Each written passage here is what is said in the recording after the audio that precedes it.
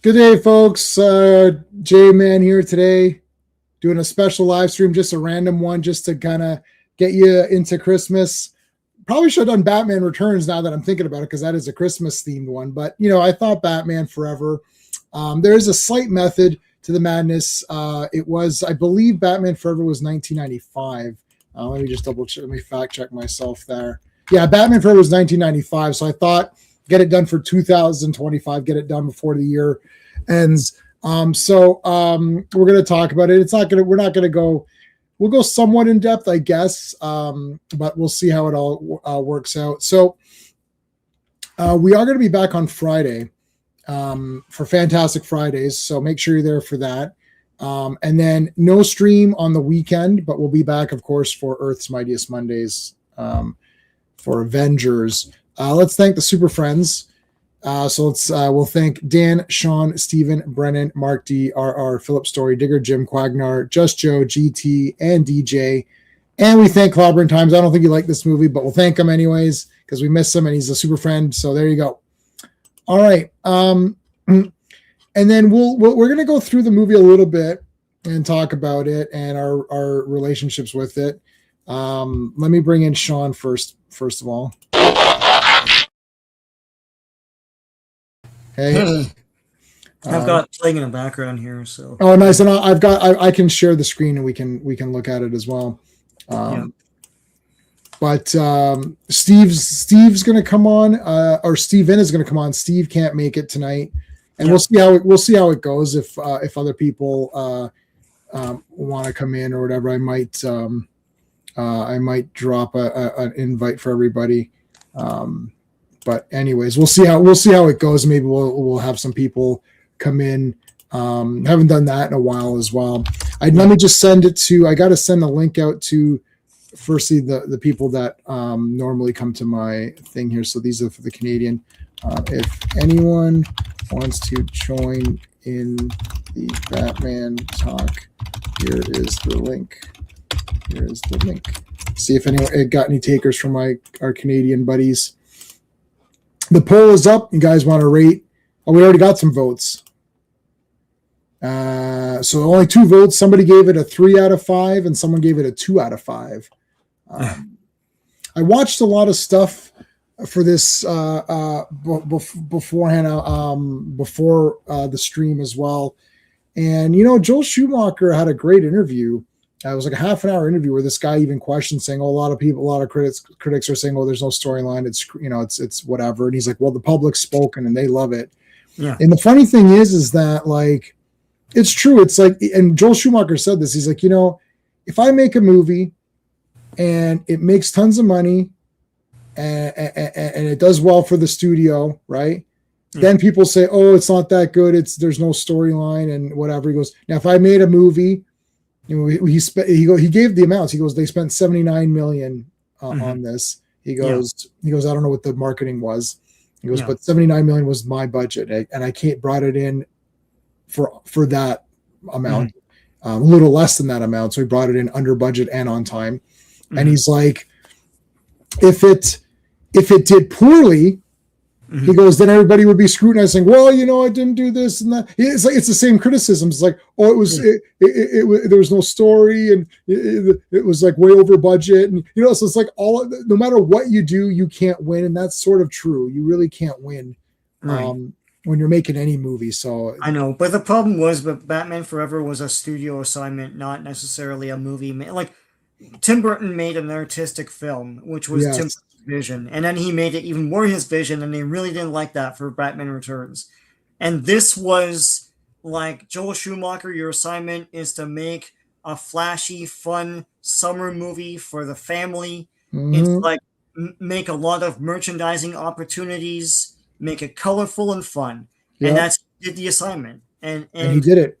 And at the time, I never understood the controversy of Batman Returns because I was a kid and I was like, oh, it's awesome to me. I don't know. And there's that one guy, I couldn't look up his name before, the kid that was on Oprah saying that, us kids deserve better. Why is this so violent? It's like, who are you? Every kid wants this. Like, but yeah. Yeah. I hate these kids too. It's like, well, what are you talking about? It's like, where everyone was pumped up for that. Like, yeah. But but the movie, it did well because people were like, oh yeah, it's fun, it's stupid. I was mad that it wasn't like the Batman that us fanboys felt we needed at the time, which is the more serious one, and we got that, and we got way to the other side, right? Um, but I bought the movie on VHS and watched the shit out of it, so maybe I'll love it. It's like Well, it's one of those mirages. It's like, yeah, I understand your points. Like, yeah, it's goofy, it's stupid, it's it's campy, but god damn, is it fun? Like, it's yeah. like it's quotable, it's glossy. The characters aren't the characters, but they look cool. Like Two Face and Riddler look cool. So They do look cool. Yeah, this is a weird one because like there's just so many factors with this movie. So this was the last this was the last Batman movie, including everything we've gotten since. mhm. This is the last Batman movie where I still felt like I kind of got all of the Batman things without it being too stupid. Yeah. Like I like Batman and Robin for the cheesiness. We're not gonna. I can't watch it. I'm going to chat. We'll chapter through a little bit. Yeah. But and I can't have the audio because that'll kill the stream in 1 second. Yeah. But this was the last Batman movie that I got that was still somewhat like serious, but still had comic book elements and still felt like a living comic book. This was the last one because the next one was definitely a comic book, Mhm. but it was like so like so silly. Like I'm okay with Batman and Robin totally. Like I could even say Batman and Robin is the last one. Yeah. But it became so like overblown, too many characters. Like it was just way because you've got Batgirl, and Bane and Poison Ivy and Mr. Freeze. Plus, you're still juggling Robin. I want to say, hey DJ. Yeah, play it. Yeah. Hey Derpy, thanks for joining us. Yeah, we're not going to be able to play it for you, so please play it in the background for yourself. Let me know what the gray is if you can let me know when you're listening to that song because like I never understood that song, and then once I read the lyrics, like it made even less sense or whatever. But like a kiss from the rose on the gray, what does that mean? Like it's like he is gray, I guess. I don't know. We're not going to decide. Yeah. We'll decipher the song later. Yeah. But this was the last one where I'm like, okay, Batman's Batman. He's running around doing cool shit. Robin's doing cool shit. Riddler looks like the comics.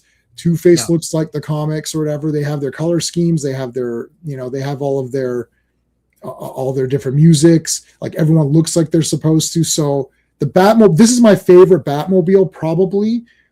This or 89 are in competition for the two. Besides, so Derpy likes this one besides the Pattinson one. See, now I'm not dying over the Pattinson one, even though I own all the toys and buy it and bought everything. Last time I saw it was a 95. Mixed feelings. Good casting though. Yeah, like you gotta like remember too that like I've watched all of these movies, the four Batmans. I've watched them all tons and tons of times. Right. So like I know these movies back to front. Mm-hmm. So there's a lot going on for that. But yeah, so anyways, after this, to me, this is where it started to become, except for the next one, which is really overblown. Yeah. It started to be less Batman. Like this was the last one where I was like, okay, we're still in Batman territory. And then the next one after that, we're in Batman territory, but it's Silver Age and hyper goofy. It's like, okay. Yeah. But the one after that, which I love, Batman Begins, my tier ranking video is coming up in a couple of weeks or in a week. So you guys can see my tier ranking. I love Batman Begins. I saw that 3 times in the theater. But that's it's not Batman. There's just something. Yeah. It's just they've taken away the fun elements of Batman, and it's not Batman. Yeah, like in Forever and Batman and Robin, he has the gadgets. He's fighting over the top villains. Yeah. The Batcave is there. The Batcave isn't there in in Batman Begins and the Dark Dark Knight. Knight. He's got the All of them, apartment. I think. No. Maybe in Yeah. Rises a You little see bit, it at but the end of of Batman Rises. Begins, you see at the Yeah. no, well, yeah, he's making it at the end, but then everything's destroyed. Yeah. And then in part 2, he's in the apartment building or something. The apartment. Right? Yeah. So yeah, I like this was just unabashedly Batman, and then Batman Begins is made in the era where everyone feels the need to explain themselves. It's right, like, well, this is where Batman came from. This is okay. I just want Batman and his Batmobile right, that doesn't look like a real car. Things like that, right? right. Yeah. Yeah, I know. Yeah, Batman Begins is where it slowly starts to suck the fantasy out. Yeah. And then now we're in a point where it's not even fantasy yet. Like Batman is running around with tactical armor and stuff, Right. and it's like, okay, and the excuse is, well, he's just a guy. I'm like, I know, but he's a comic book character. Right. Just Doc Savage was just a guy, but like he's a comic Just character. a Like, man. Yeah. like what's his name? Yeah, now you're a man. Yeah. James Bond is just a guy, right? Right. So I don't see the difference so much. Derpy is saying, feel bad for Clooney because you give him this story plot in Forever instead of Batman. Rob maybe won't hate him. I don't hate him. Could not be reached. Dark Knight has Bat Bunker under the Wayne Enterprises docs. Right. Yeah, okay. Yeah. Hey guys. Hey. Yeah. I don't. That's my thing. I don't. It's like it's sucked out of it. Like if you take the context of the rest of the 30 years after this movie, at the time we all felt like, if you're a fan of comics, we felt insulted that like this is what Hollywood will think of us forever. And it'll all be just goofy and stupidness, right? And when we got the serious, it was at the cost of like a lot of the story and the appeal of the comics. Because then, you got X-Men and biker gear and all that. Like, I always said that Batman and Robin is one of the most important comic book movies ever made because it was, as you say, it took the campiness and just dialed it to 28. And everyone hated that. And every movie after that ran away from that. That's why we got the grounded and, stuff like with X-Men, they don't have their costumes. Mm-hmm. We got grounded heroes and stuff like that. Everyone ran scared from that movie. It influenced the way they made superhero movies after that. Yeah. Feel like I'm on Adam West. Yeah, basically Batman and Robin is full Adam West without any sort of Although Val Kilmer plays his side of the story like super serious. Yeah, well, there's a lot of heroism in this.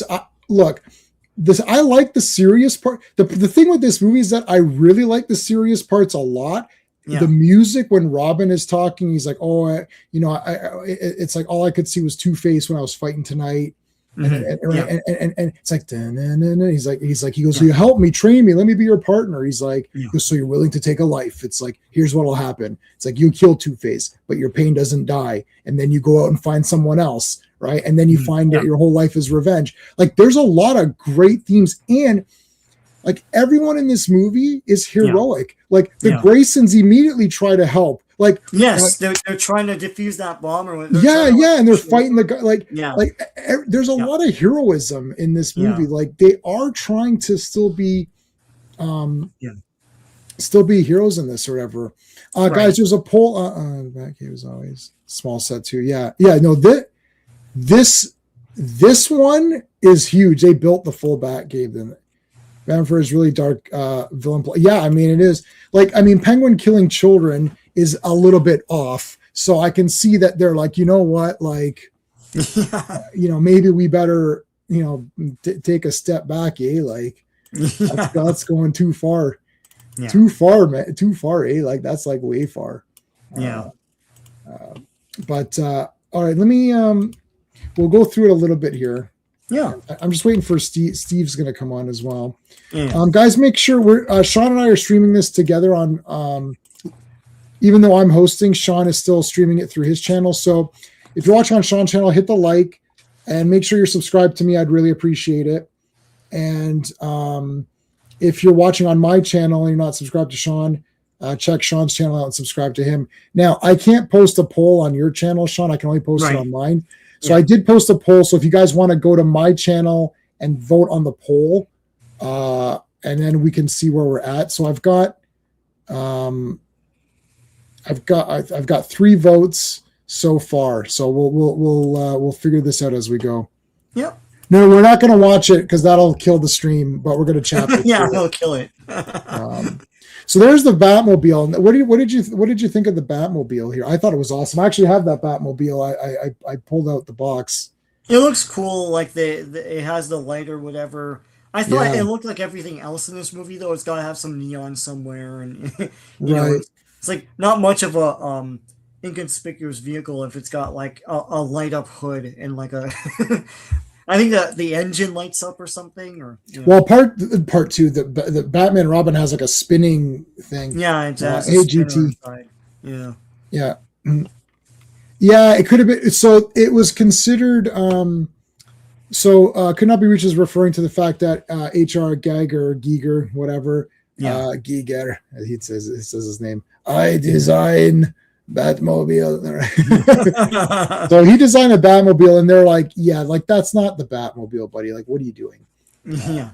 Well, my H.R. Giger, that's what I do. I make crazy design. It's segmented and it looks organic. It looks like a penis. I'm familiar with your work, but Batman has a penis, so the car must be extension of. It's like, okay, well, hold on a second, HR. Like, thanks. Look, it have snout and it have thing. No, we're just gonna go with this thing. We're not gonna use your thing. It's like I could only imagine how weird his. Dude, I wonder if there's any photos of that around. It must be. Yeah, it must be. Yeah.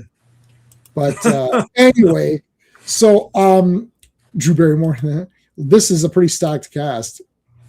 Now, she plays a nobody character, and it's like, okay, I guess we're Drew Barrymore's in this. Yeah. So this now I do prefer the opening line of Batman and Robin better. But this line is, "Can I persuade you to take a sandwich with you, sir? I'll get drive-through." That is the script. Yeah. Yeah. So what I like in Batman and Robin where he's like I want a car. Chicks dig the car. This is why Superman works alone. I love that line. It still makes me laugh even now. I thought that was really funny. Big names, yeah. Yeah. Made into the Arkham Knight Batmobile. Okay. Yeah, Arkham Knight Bat. So I do have this Batmobile. It's the box is large. I haven't opened it up yet. I ordered. This is one that I pre-ordered for my to open up on Christmas morning.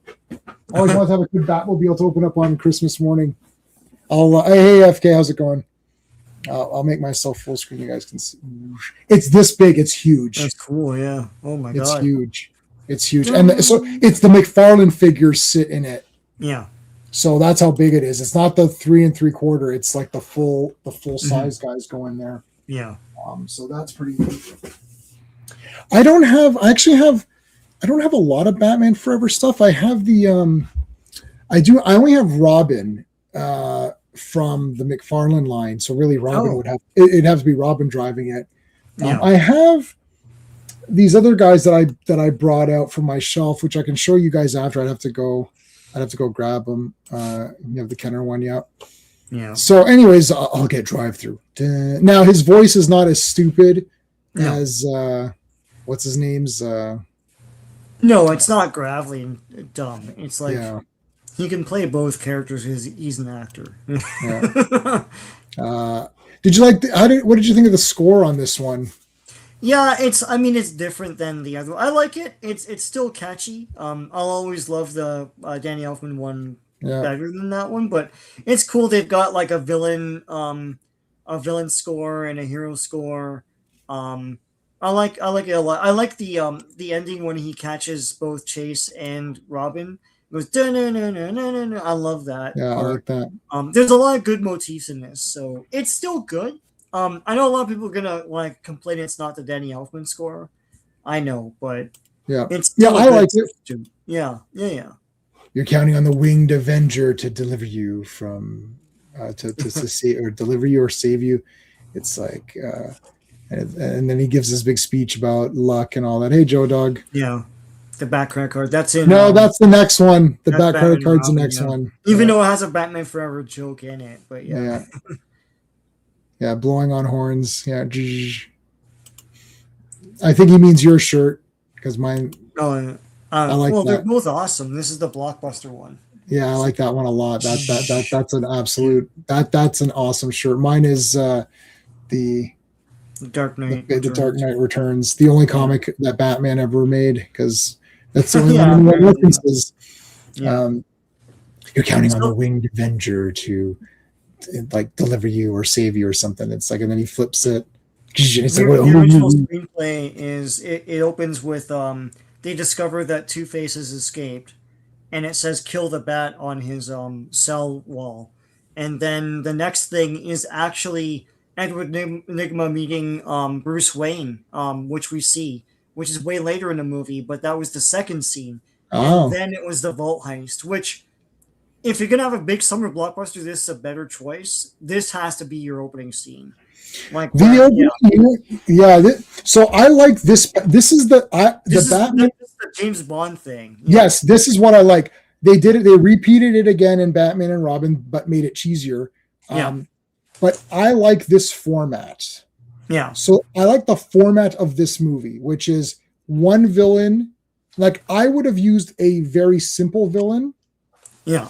And have Batman capture that villain in the beginning. And then the rest of the movie is the villain of the movie instead of having them both together. But this format of having one guy right away is better. Mm-hmm. Yeah. Admiral Teague is saying, this is a weird Batman movie. I love Val Kilmer. Yeah. I Val Kilmer is probably the best Bruce Wayne because they did something with Bruce Wayne in this movie. Yeah. Michael Keaton is not even. Tim Burton doesn't care about any of the alternate personalities. He only cares about the monster. Yeah. Like, Penguin's a monster, right? Joker, it's like, yeah, he's like gangster. Just hurry up and make him Joker, right? Like, yeah. You know, it's like Tim Burton really cared about the alternate identities. But this movie has a better balance of Bruce Wayne stuff because Bruce Wayne is a character and he's learning about his father's past and he's thinking about it and he's confronting some of the fears. We get to see the Bat. Now I know there's the Man Bat parts and there's like that 40 extra minutes. It's not really Man Bat, just I know it's not. It's a man-sized bat. Like just a big bat, but it's like just a big huge bat. Yeah. Classic likes Batman Forever. Yeah. Lots of material, lots of deleted. I know lots of deleted stuff. Oh yeah. Too bad they didn't use Billy D. That would have been cool. Yeah. Yeah. Well, it's a very Studio Notes movie. So Tommy Lee Jones was hot off of Fugitive and all that. So he's in this movie. It's like Jim Carrey's hot off of like whatever it was, like I guess the something or whatever. After. I don't know. Maybe an Ace, but so Tommy Lee Jones is the Pedro Pascal of this time because Tommy Lee Jones was turning up almost like I'm like, there's Tommy.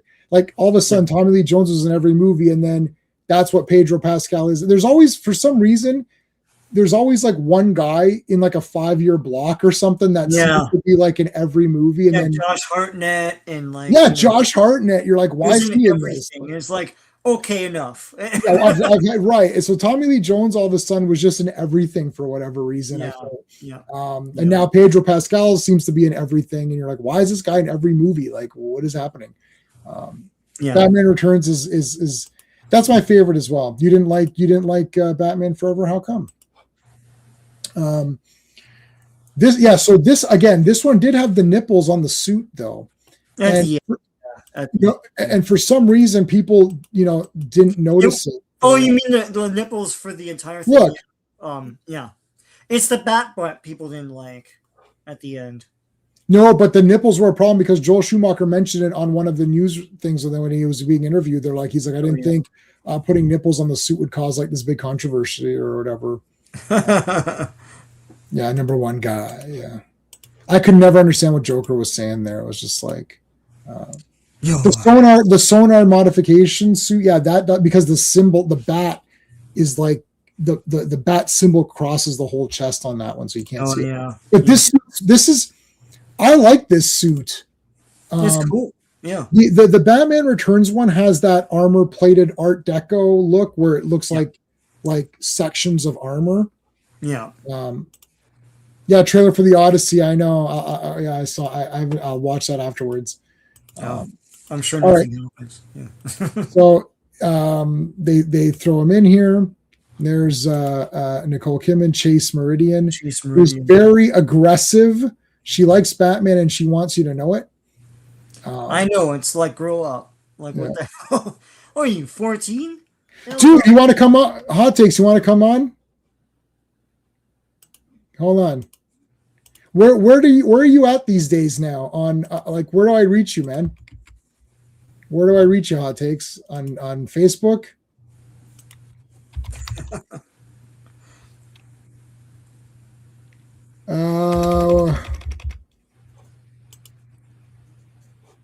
Message me on Facebook. Message me on Facebook so I can send it to you. Get Nerdman on here for that. The funny thing was when I saw this, when this movie had come out, Jay Leno used to do those signs. We're friends, yeah, but message me so it can pop up on my thing. I and then I'll respond back. Because I don't know if I deleted our last chat, I think, or I had to log out of everything. So when I logged back in, I lost all my chats.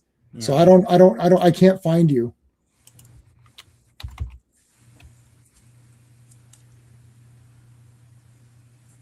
I cannot find you.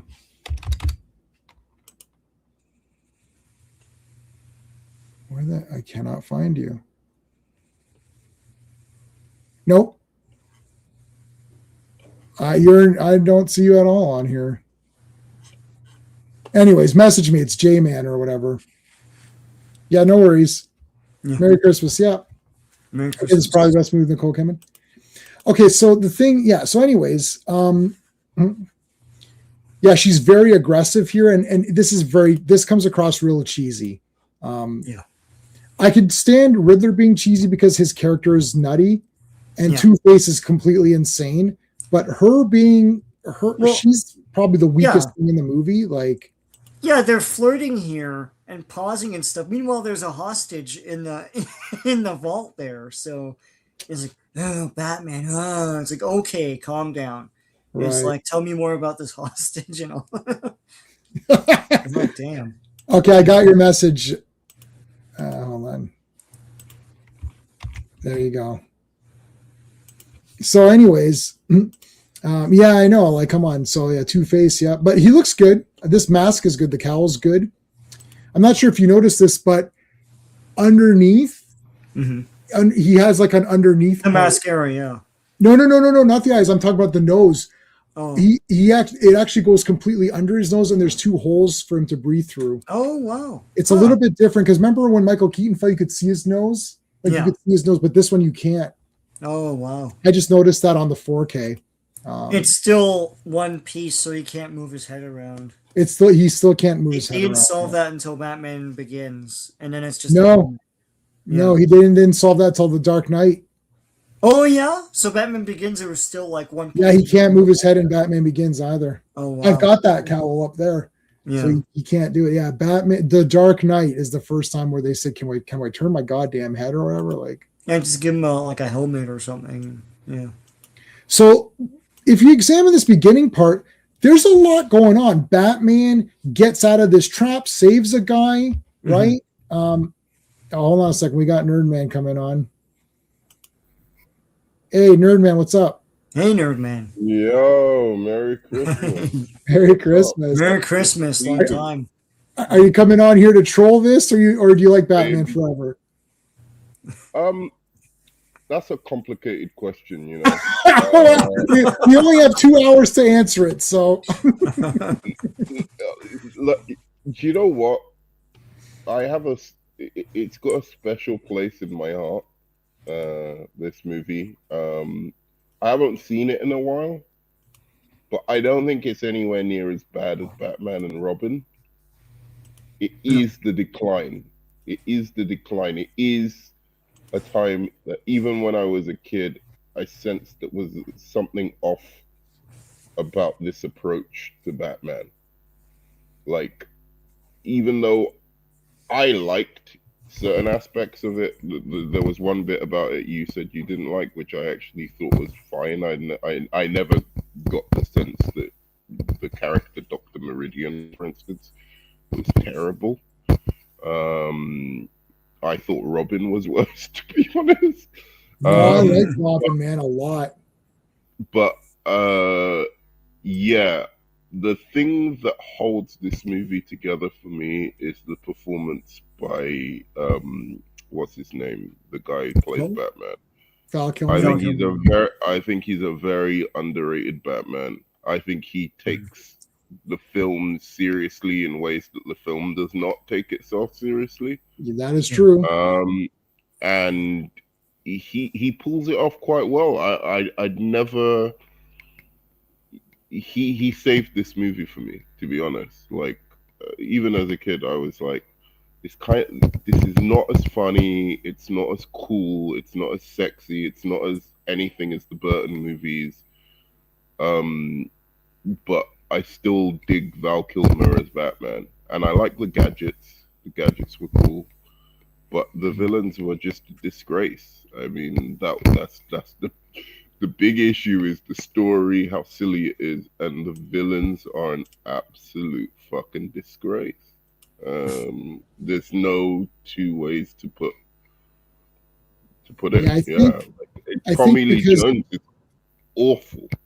All right, hey, Just Joe, how's it going? I think the problem is that this is the first time that the studio starts to do reactions as opposed to making their movie. So first movie 89, fine. Then they're like, okay, Tim, do whatever you want. Tim's like, awesome. I'm gonna have Penguin killing kids, and like Catwoman's completely insane, like, you know, whatever. Like, okay, hold on a second. And they're like, this is like, and like Penguin's grabbing boobs and he's biting noses and shit. And it's like this is all weird. Yeah. They're like, this is too weird. So then they're like, okay, hold on.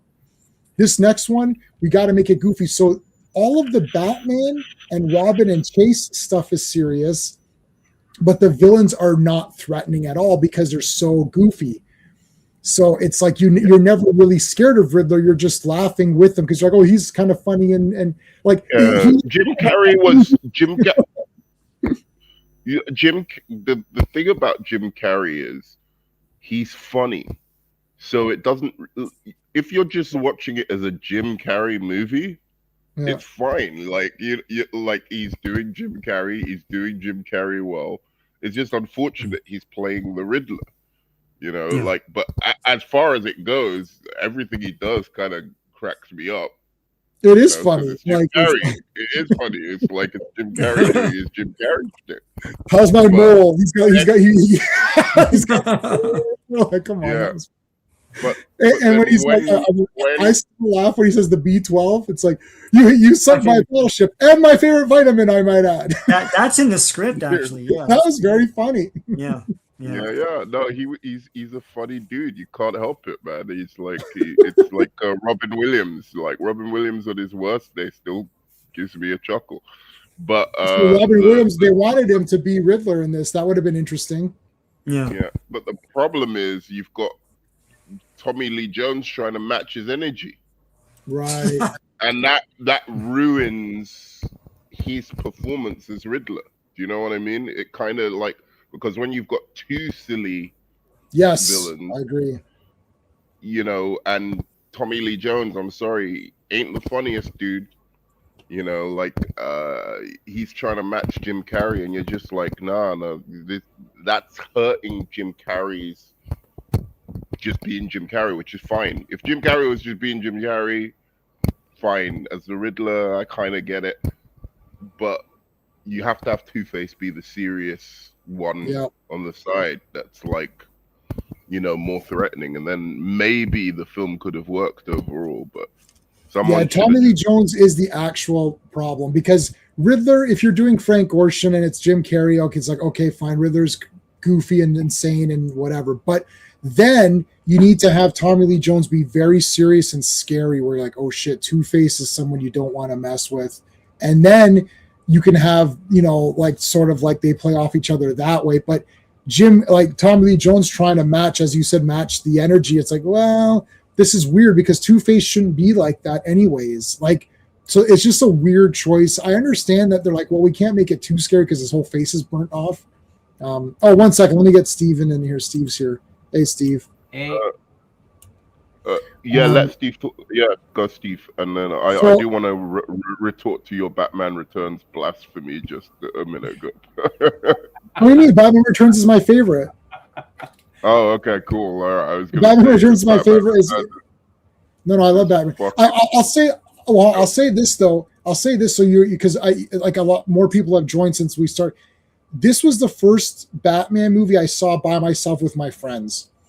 So I went to the theater because before that the whole family went, and it's like I'm going on my own. I went with my buddies, and I thought this was the best. Like walking out of the theater, I was like, "This is the best Batman movie. I love it." Also, my mom, who's a buyer for a large department store chain in Canada, she got a whole bunch of stuff. So like I got the shirt from this movie. I got a VHS tape, which was the making of this movie, which was only given to like the buyers. And I got a lot of weird stuff. She got a lot of stuff for Batman and Robin as well. Like I got press books, this huge like press book. I got like these flyers and these cutout flyers that were given to the stores, telling them what the movie, how much it made. And like, you can order copies of it. So I had a lot of stuff. And so for Batman and Robin, I was geared, or Batman Forever, I was geared for it. Like I was getting ready, like, okay, here we go. And we walked out of the theater. It was me and my couple buddies, Mark and Albert, right? We all went and we're like, this is the best Batman movie. And we were dying over because it was like a comic book. And I love the Penguin, but then when I saw Batman Returns and the Penguin wasn't really the Penguin, but he was this weird monster creature, I thought, oh, I don't like that. So Batman Returns grew on me through home video, watching it a bunch of times. So as much as Batman Returns grew on me with rewatches of home video, Batman Forever slightly went down because I started to be like, well, Two-Face is really goofy and kind of dumb. Like, what the hell? And I was like, and Jim Carrey is okay, but his riddles are kind of whatever. Like, there's a meaning to them, which then just gets reversed anyways. Like, if you're trying to spell Mr. E, like they got it to a weird thing. It's like mystery, but it's not mystery. It's like because 1 and 8 are 18. It's like, but then why did you send a separate riddle if 1 is supposed to go to that number? Like it was like, but Robin is awesome. Everything with him being serious, and he's like, I want to get Two-Face.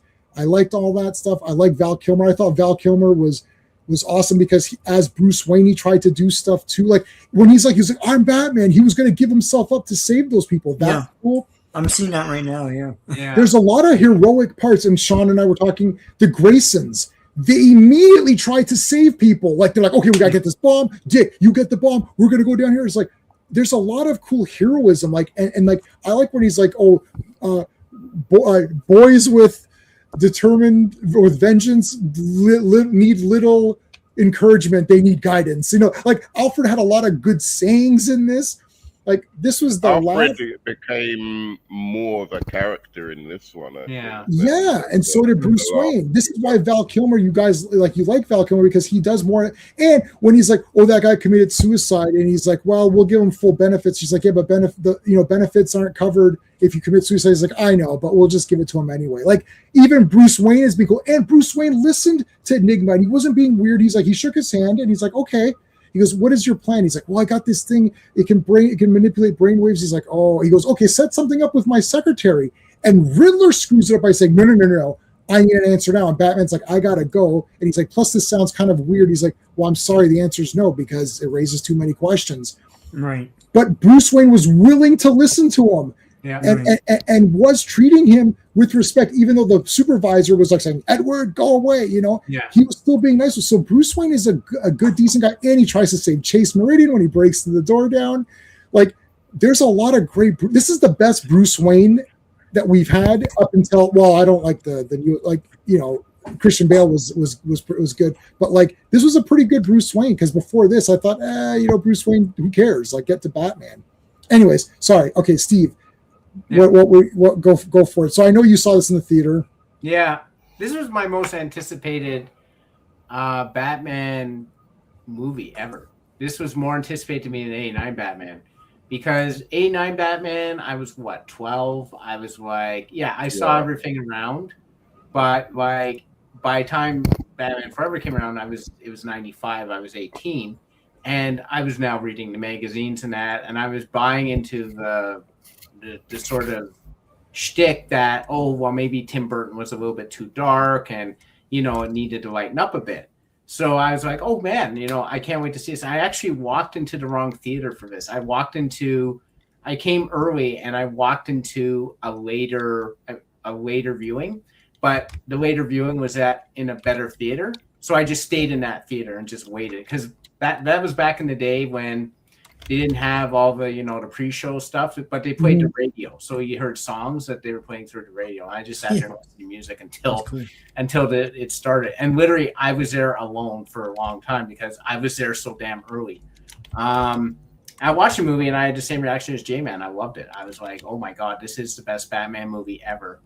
Obviously. And, I thought that for the longest time until my parents saw it and they came back and they said, you really like that movie? I said, yeah, it was awesome. It was like always, and they're like, no, like Riddler and Two-Face were stupid and they just yelled all the time. And what are you talking about? And I'm like, really? Did that happen? And I rewatched him like, ooh, yeah, this is kind of not the best. But at the time, I thought it was terrific. I mean, I appreciate it now. It's definitely one of the most watchable of the Batman movies. But pretty much, I like all of the Batman, the first 4 Batmans for sure. I like the Nolan Batman movies, right? Like, they're just good movies. It's only when, we get a little bit later that I'm not a huge fan of what came afterwards, like the Batman and, stuff like that. Nerdman loves the Batman, so... Oh, not a huge fan, but no, it's fine. We all have our differences, but I thought that like that one's excellent. I do, Batman v Superman. There are various aspects of it, to the point where I would say, overall I like it, but like it's a betrayal of the characters in so many different ways. But so I like those better than this movie, certainly. But I still, like you said, I think it came along at a funny time because I'm sure we're all around the same age. Yeah. Mhm. And it came around at a funny time where we were probably too young to go and see Batman Returns. And No, I saw everything except for, and 66 I saw later, but from Batman 89 until whatever, I've seen every Batman thing that comes out. That's lucky. That's lucky because those films made me a fan of Batman, right? Mhm. Like those films kind of like reinvented Batman, like from the silly stuff in the 60s, which I also liked as a kid, to be fair, but they reinvented it and I was like, oh wow, that's Batman, like finally, like the darkness, the whatever. And so I really loved those movies, and I guess I just really wanted to like this movie, so I kind of ignored it. And it was the first one I went to see in cinemas, the first one I got on VHS. I later got Batman Returns on VHS, and I would just watch that one and this one back to back over and over again. This entire part was hilarious. It's like, I just can't go on working here. And he was like a brother or a cousin that visits all the time, and he's like, here's a suicide letter matching his punctuation and spelling and grammar. That's actually in the script. Like, he did follow the script every so often. Like, that is funny. But that then funny. when there are parts where it looks like they're trying to write Jim Carrey rants and they can't do it, so he just like ad libs a bunch of stuff, right? Yeah. it's Mm. weird to think about what this role would have been if Robin Williams had Right. gone. Yeah. How it might have been. I think it would have been similar. To be fair, I'm not. It's not Jim Carrey's fault. This is not. They hired him to be Jim Carrey, and God damn it, he was Jim Carrey. You know, and Yeah. it was good for what it was. It was good. Problem, we've already established the problem. They wanted him to be, as you said, Frank Gorshin Riddler. Yeah. You know, Yeah. and he did that absolutely perfectly. And there was something a little bit sinister about him. You know, like he wasn't scary, but he was sinister. You know, like underlying it, he did a really balanced performance. It's just the movie is a joke. So I said this early on, and see if this is so. This is the last Batman movie for me where I'm like, okay, we're still doing comic books, and it's still it's fun, right? Yeah. Batman and Robin is a comic book for sure, but it's so overstuffed and overblown that it becomes too much. Like, I like it as a complete awesome, like, just an experience of visual overload, and like, I put it on the 4K TV, 65-inch 4K TV, and just watch it go, and you're like, wow, this is insane. Like, this movie's insane. But the characters are all like, Mr. Freeze is nothing like Mr. Freeze. Bane is completely destroyed. Even Woodrue is just destroyed. Like, Uma Thurman looks pretty. I've got the poster, but like, Poison Ivy's pretty lame. Batgirl completely sucks. Yeah. Everybody's messed up. This movie, Riddler, I'm like, okay, they're doing Frank Gorshin, so in my mind, that makes sense. The only character that's kind of ruined is Two-Face, because he should be more serious, but he looks cool, and sometimes he's serious. So, like, the parts where he's just being normal and flips the coin, like, even at the end where he's like, he goes, oh, what, are you sure, Harvey? Don't you have two minds and everything? He's like, you're right, Bruce. It's like, yeah, true justice, and he flips. That was his best scene. That was his best scene. And you're like, cool. Why weren't you like that all the way through the movie? It would have been great. This was the last one for me where it still felt, because after this, even though I love Batman Begins, my tier ranking will be in a few days. Even though I love Batman Begins, saw it 3 times in the theater, blah blah. That's the first one where I was like, we're kind of not doing the fun fantasy stuff anymore. No. That's where I lost, and this is why for me it just got less and less. That, to me, Batman Begins was the beginning of this isn't really for me as much anymore. I still like the movies. I appreciate them. I've seen them many times, and I've seen the Pattinson one about 4 times.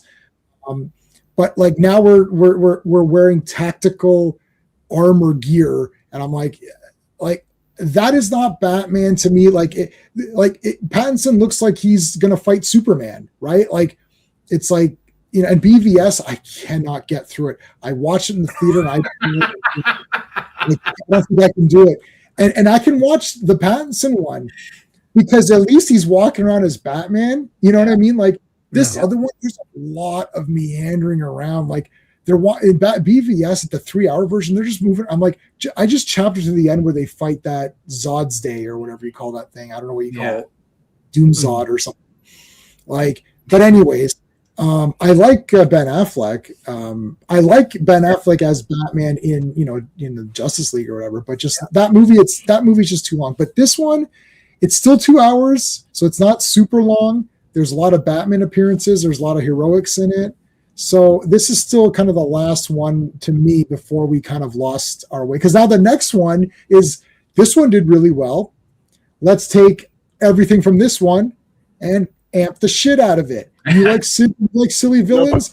Now we're going to give you even more silly villains. This is the silly thing about it. It didn't do well on its own merit. It did well because of the love of those Burton movies. It was like the 3rd movie in the franchise. Do you know what I mean? Like, that's why it did so well. It wasn't because this film was awesome or something like that. Yeah. And it was silly enough, like, that kids who didn't know any better were like, oh, yeah, it wasn't a decline enough from Batman Returns that kids who would, like, hadn't got the kind of critical faculties that perhaps adults did weren't like, oh yeah, let's go back and watch that one again, you know. Well, But watching it back, it's sad. I just wish they had the third Burton one. I thought he was doing a bang up job.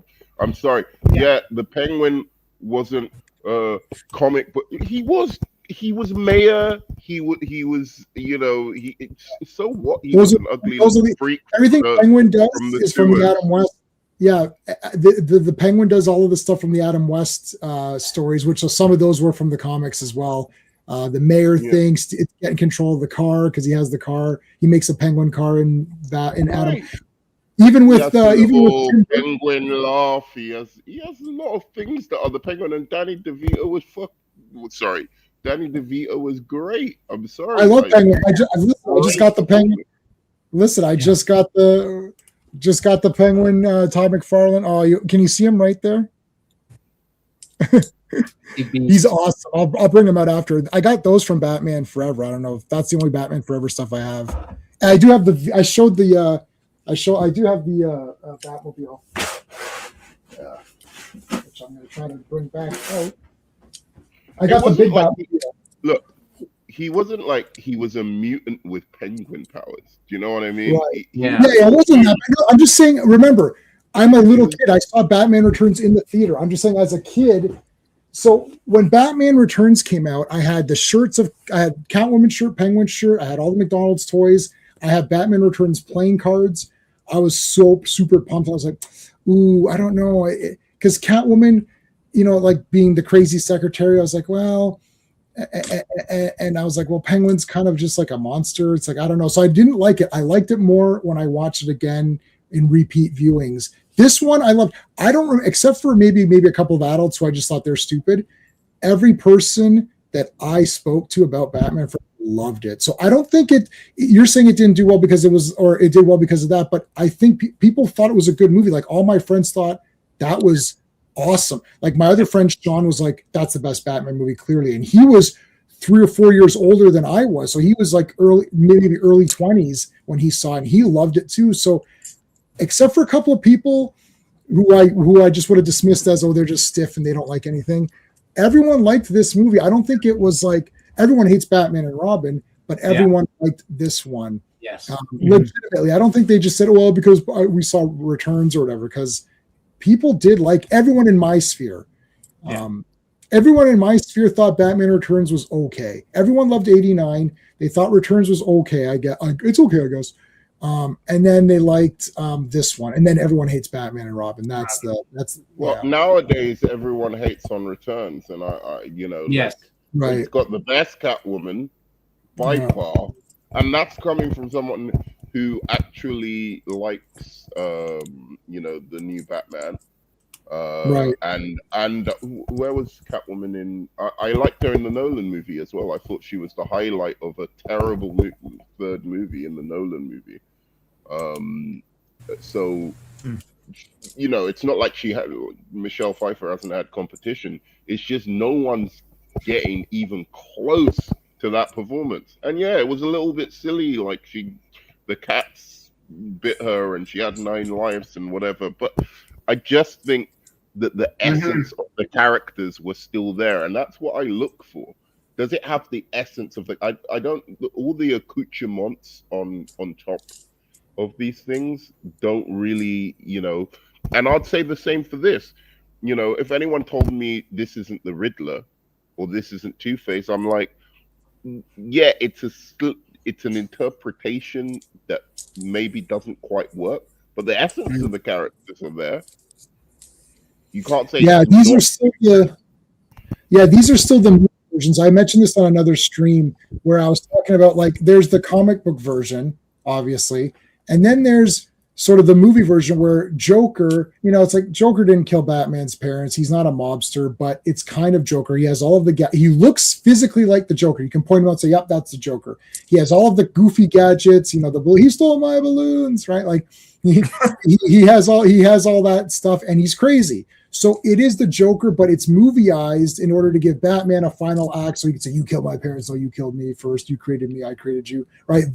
So And then same with the Batman Returns. It is Penguin. He has all of the things that Penguin has from the comics, but it's movieized. You got it to make it more. He's even got the umbrellas, dude. Like, where's the umbrellas in the rest of the Penguins? You know, like, Yeah. Umbrellas. Yeah. Catwoman looks like Catwoman. She's walking around. She's awesome, right? She's doing the cat stuff. So it still has it. Same with this one. It's like it's the Riddler. He's dressed all in green. He's got the riddles. He's crazy. Okay, he's got even the cane is cool, like flipping the cane around and all that. Jim Carrey did all that. And then Two-Face. He looks like Two-Face. He's got the coin. He's exactly in half. He's got the double clothing. You know. Yeah. So it's like custom made outfits or whatever. He's got the double-headed coin, which one of them is Scratch, which is neat. So I like that's all there. So Robin looks like Robin, like to be Riddler. That you disagree with me on this, but all you have to be Riddler for me to capture the essence of the character is that you have to commit crimes using riddles. You have to be a criminal mastermind, and you have to wear green. That's it, and maybe have a question mark logo somewhere, you know, or a motif on you somewhere. That's it. To be Riddler for me, I don't see then it's the fun is of DC is how do you reinterpret and reimagine that character for different times and different, you know, you could have him in the 18th century, or you could have him now, or you could have him, you know what I mean? Like it's that to me is the basis of Batman characters. They've got a gimmick. If you stick to that gimmick, the rest of how you interpret it is the fun of it. That's what I like. I like to see different people's ideas of how they could be a criminal who uses riddles as their gimmick, or how they can be a criminal who looks like a penguin or whatever, and walks around like a penguin. Right. I want to say to Just Joe, yes, that was true. They didn't. Tommy Lee Jones could not stand Jim Carrey. Yeah. Jim Carrey even says this. And he tells stories about it. Yeah. And also, I did have all the cups for this movie. Those mugs with the his stationery, all the toys. This was like the first massive merchandise push. Yeah. Like there's mugs and like the McDonald's, those glass ones. I think that was McDonald's or maybe it was Burger King. Or those were like Batman Returns. They made a ton of stuff. The thing was, Kenner had like 3 different Batman lines: the cartoon Batman Returns and the Batman comic line.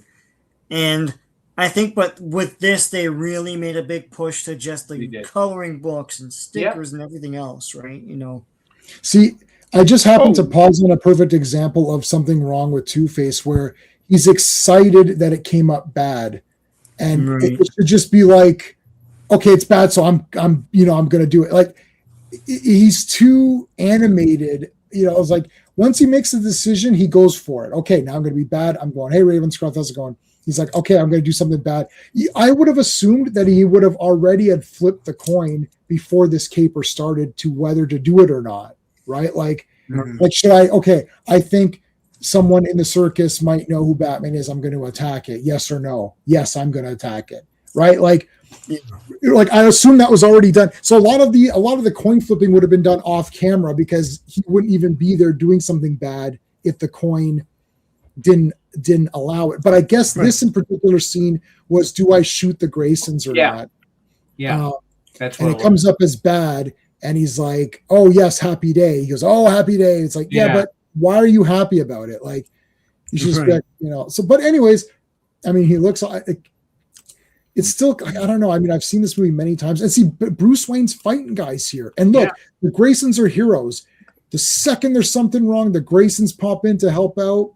I love that they're wearing the Robin costume. That is a genius way to have it in there. I like Batman. One thing we should talk about, which is interesting, is actually the director, who's a fantastic.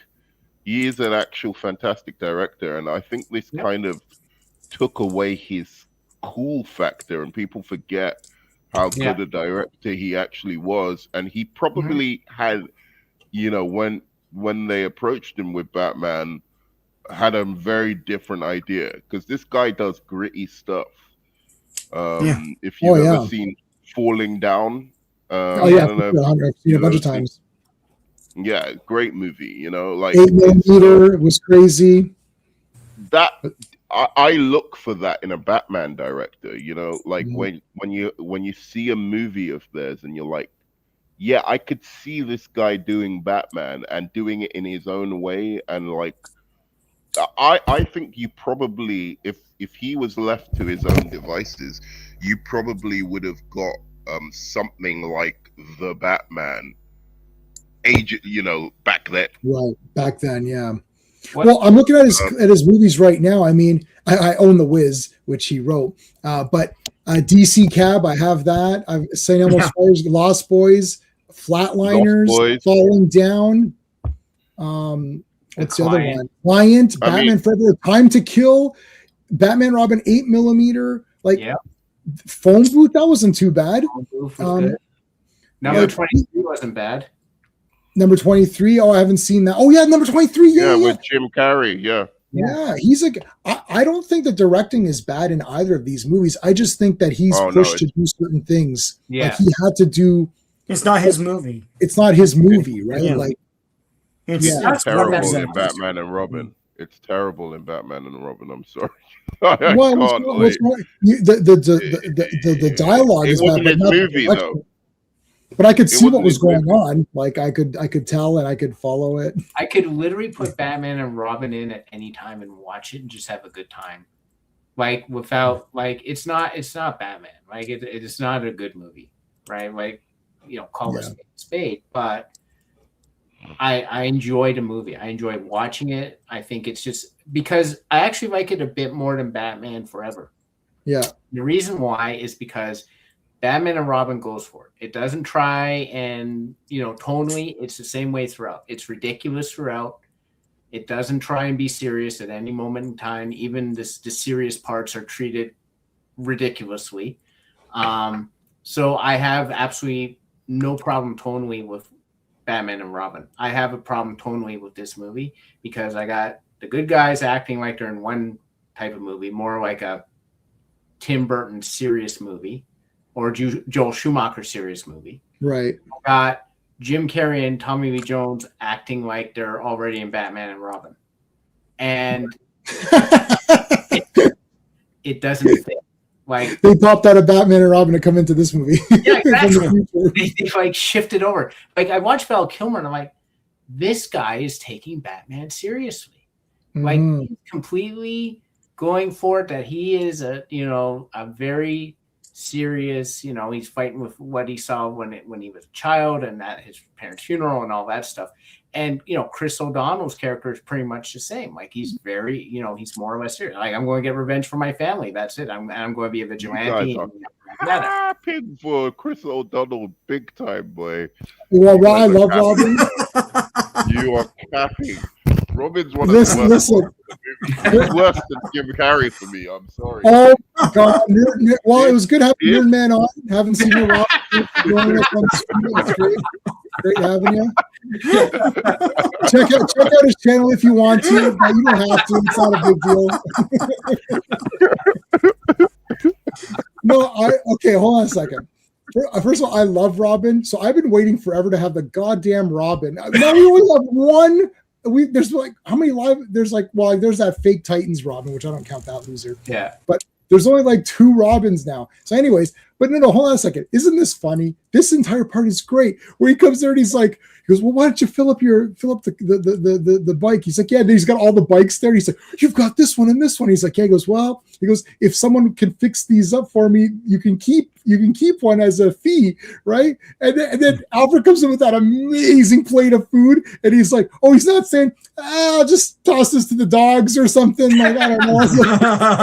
That was awesome. And Chris was always like, okay, hold on a second. Like, I'll eat that. Like, I was just getting hungry. I was like, man, I'm hungry watching this. This is so funny. This was great. And I like the Robin helmet thing. I think that was neat. And when Alfred goes to him and he's like, he's like, oh, he goes, Robin is a hero. He goes, and he'll fly again or whatever. That's so cool. Like, that part, I love those talks.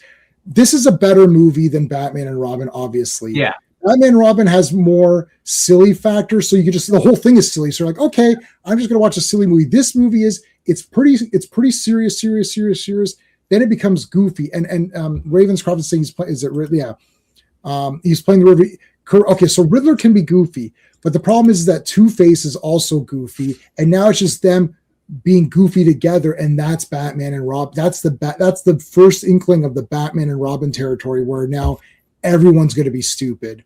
Like even Robin, it's like he's like, well, I want my own bat signal. It's like, what's your problem? Like, why are you being weird? Like, it's just like dumb crap, but it's dumb crap that looks cool, and I still enjoy it.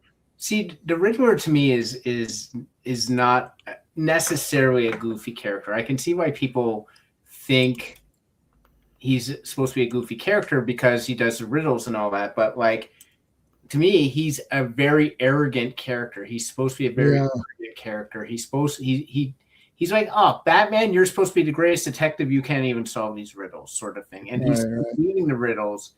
You know, they've got into the whole I got a thing called the Batman Files, which goes into how Batman actually views all the characters he's with and all that stuff. And he actually, like, they have snippets of the profiles he would write about the Riddler.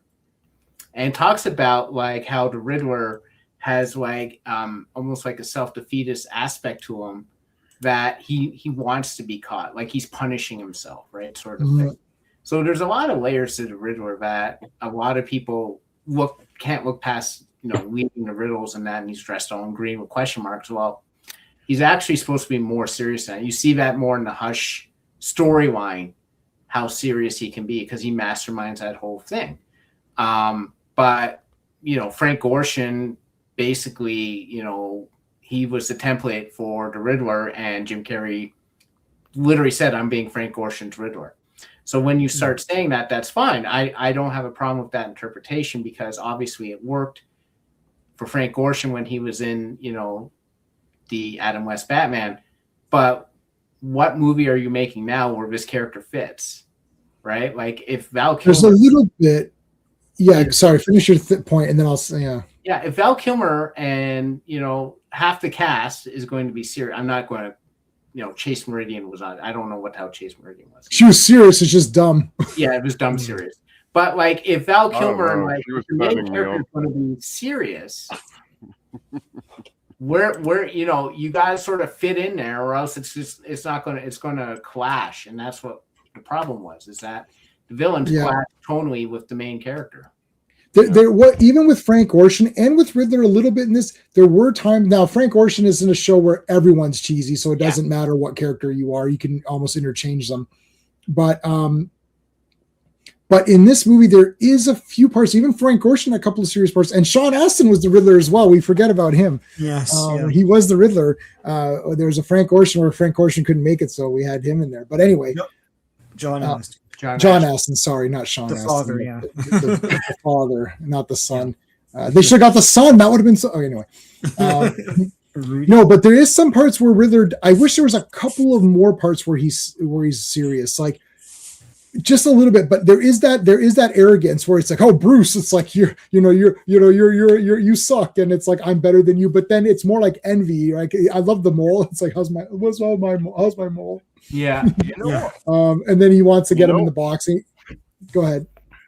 I was going to say, you know what I love about these Batman movies? Because I actually like every Batman movie. Me too. Apart from Batman and Robin. Batman and Robin is the only one I literally can't stand. But it's so interesting how they have these weird parallels with each other. And you wonder, did they do that on purpose, or it's just a kind of accident of circumstance? Because I don't know, in the comics, you can maybe tell me this, is there a lot of storylines where the Riddler is trying to copy either Batman or Bruce Wayne and become him? Or like he's like kind of like, you know, like a almost stalkerish kind of... I don't think so. I feel like that's movie version Riddler, but I don't know. I've not read every Batman. It would be impossible. Even if we combined all of our Batman reading, we wouldn't have read any of it. Yeah. From what I know, he has an unhealthy, like he sees fixation on Batman, right? Yeah. If he beats Batman, then he's accomplished something. Basically, is how the Riddler usually looks at things. Like, and he gets quite, like he gets obsessed with Batman in a way that I would argue that a lot of Batman's villains are either obsessed with him or not. Like, it's kind of funny because the Joker's obsessed with Batman. Like, he's super obsessed with Batman.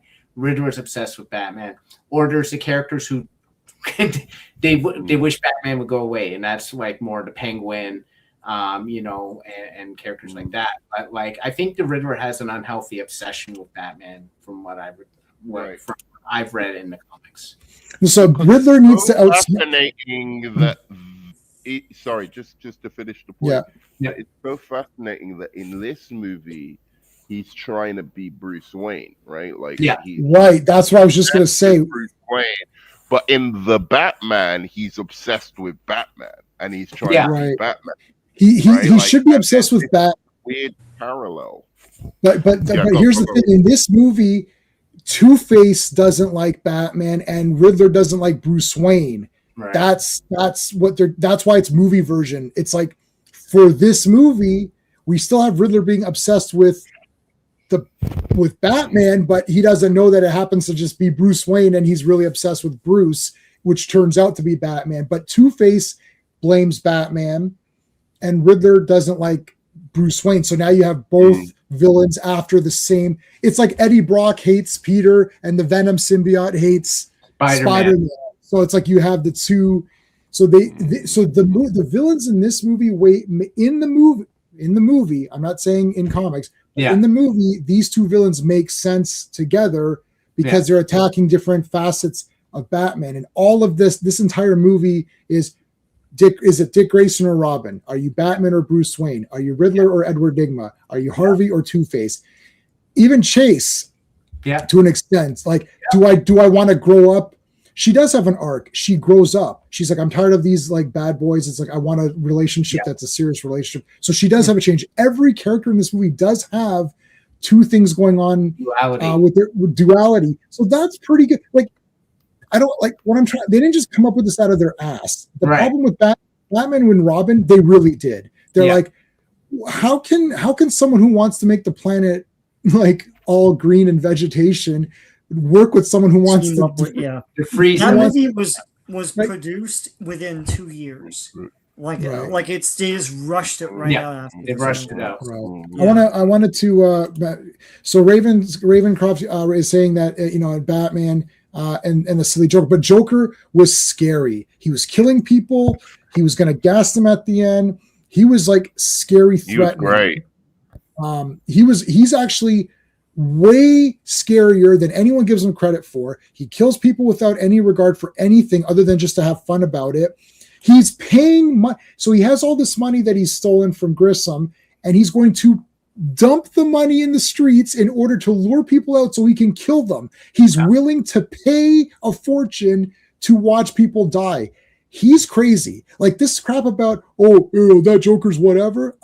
No, he's completely insane. And Penguin, of course, is insane. He's going to kill the firstborn children of that year. Like that's insane. He's a monster, right? So they are definitely the Riddler. Like, let's what gave Riddler the edge was the stealing the brain power. Yeah. Right. Like that was what made him, because they needed to give something special, because if it was just riddles, supposing he doesn't solve them, okay, who cares? Like that's the Sean exorcist or possession. I'll call it the Sean possession theory. It's like, okay, there's all these riddles. Well, Batman didn't solve them, so who cares? Like, what does the matter? Riddler wants him to solve them, so it's right. So he has to solve them, and you're sitting there with your popcorn. It's like, well, he's gonna solve it. What's the? There's like zero intrigue. Right. No, he wasn't killing anyone. He was stealing their brain energy to make himself smarter. Yeah. The Jack Nicholson blasphemy is I've just always found so annoying. He was great as the Joker, and it was to the extent that he was the killer of the Waynes. That was stupid, but everything else about that character was really, really well written, to the point where it took me a couple of times before watching Heath Ledger's performance to say that I actually got it and I got why he was so. And I still to this day think that Jack Nicholson was funnier. Do you know what I mean? Like, he's way funnier. In that funny kind of, should I be laughing at this joke or not kind of way, right? That you should have in the Joker. I felt like yes. Heath Ledger should have been called the philosopher more than the Joker. He was a philosopher. You know, he was doing this, and it was an interest. Don't get me wrong, I love it. It was crazy and it was great. But the only thing really clownish about him was just his behavior and his voice, you know, and the way he'd kind of walk around and stuff like that. He was more cool than he was like a clown, like a scary clown. And that's what I loved about Jack Nicholson's version, and all the double, you know, meanings and the, what do you call it? The puns and the, you know what I mean? Oh, it's gonna be a hot night on. It's gonna be. What does he say? It's gonna be a hot night. I always love that. Like, it's great. Even when he like lies, he's like, "I've taken off my makeup." It's like, no, you haven't. It's like, let's see if you could take off yours. But that's great. And like, I don't know. There's everything he says is great. And Alicia messing up her face too. Is crazy. Like, he's insane. I love all the gadgets, all the funny weird things that he had. Ravenscroft saying he's playing himself. I don't think so. I don't agree with that either. The question is, Nicholson ever killed? Has he killed anyone? I don't know. Yeah, Riddler did kill the boss, but that boss was annoying. That boss is funny. Mm-hmm. Oh, sorry. I was just going to say, I don't think people get Jack Nicholson's school of acting. No. Which is that he finds himself in the character. Yeah. Right. To make it more grounded and believable. But you can see in every performance it's a very, very different character, but he's just tapped into the aspect of that character. Right. That is, and that's one way. And then there's the kind of Daniel Day-Lewis way of great acting also, you know, which is more like, I'm just gonna completely, to the point that to this day, I have no idea who Daniel Day-Lewis is. He's so good at I know completely that I don't even know what this guy's like. You know, I have no idea either. He's crazy. I get a sense of what Jack Nicholson might be like, or what I was trying to think of this Michael Douglas or something like that. I get a sense, yet they still are managed to be different in all those roles. You know, like somehow. And I think that's why people are like, oh, he's just playing Jack Nicholson. It's like, no, he's not. It's a little bit more subtle than that. Yeah, it'll be a hot time in the old town tonight. Yeah, and it's like he goes, oh, what do you say? Like, we're together, Beauty and the Beast. But of course, if anyone else calls you Beast, I'll rip their lungs out. It's like, that was funny. And like, you never hit a guy with glasses, would you? And he literally had glasses ready to put on. That was funny. That was great. He is funny. He was really funny. And then like, I like what he's like. He goes, what if we say no? Well, nobody wants a war. If we can't do business, we'll just shake hands and that'll be it. And as a kid, you're like, oh, it's going to be the buzzer. I know this is what's going to happen, right? Like, you kind of knew because you're waiting for all the Joker stuff. And he's like, woo, woo. It's like, oh, we got a live one here. It's like the guy's like crying. You're like, this is awesome. But yeah, that entire scene, because you're waiting for that buzzer, right? Nancy says, I didn't hate Batman 89 movie VHS so much that farther I got tired of Vicky Vale screaming. So yeah, here's Two-Face. Looks pretty good. He's got two girlfriends now. That's Sugar and interesting. Spice. Yeah, Sugar and Spice. Barrymore. Oh God, they were the worst. They were so bad. Oh my God. As if it couldn't get any worse. Yeah. And here's where Riddler appears.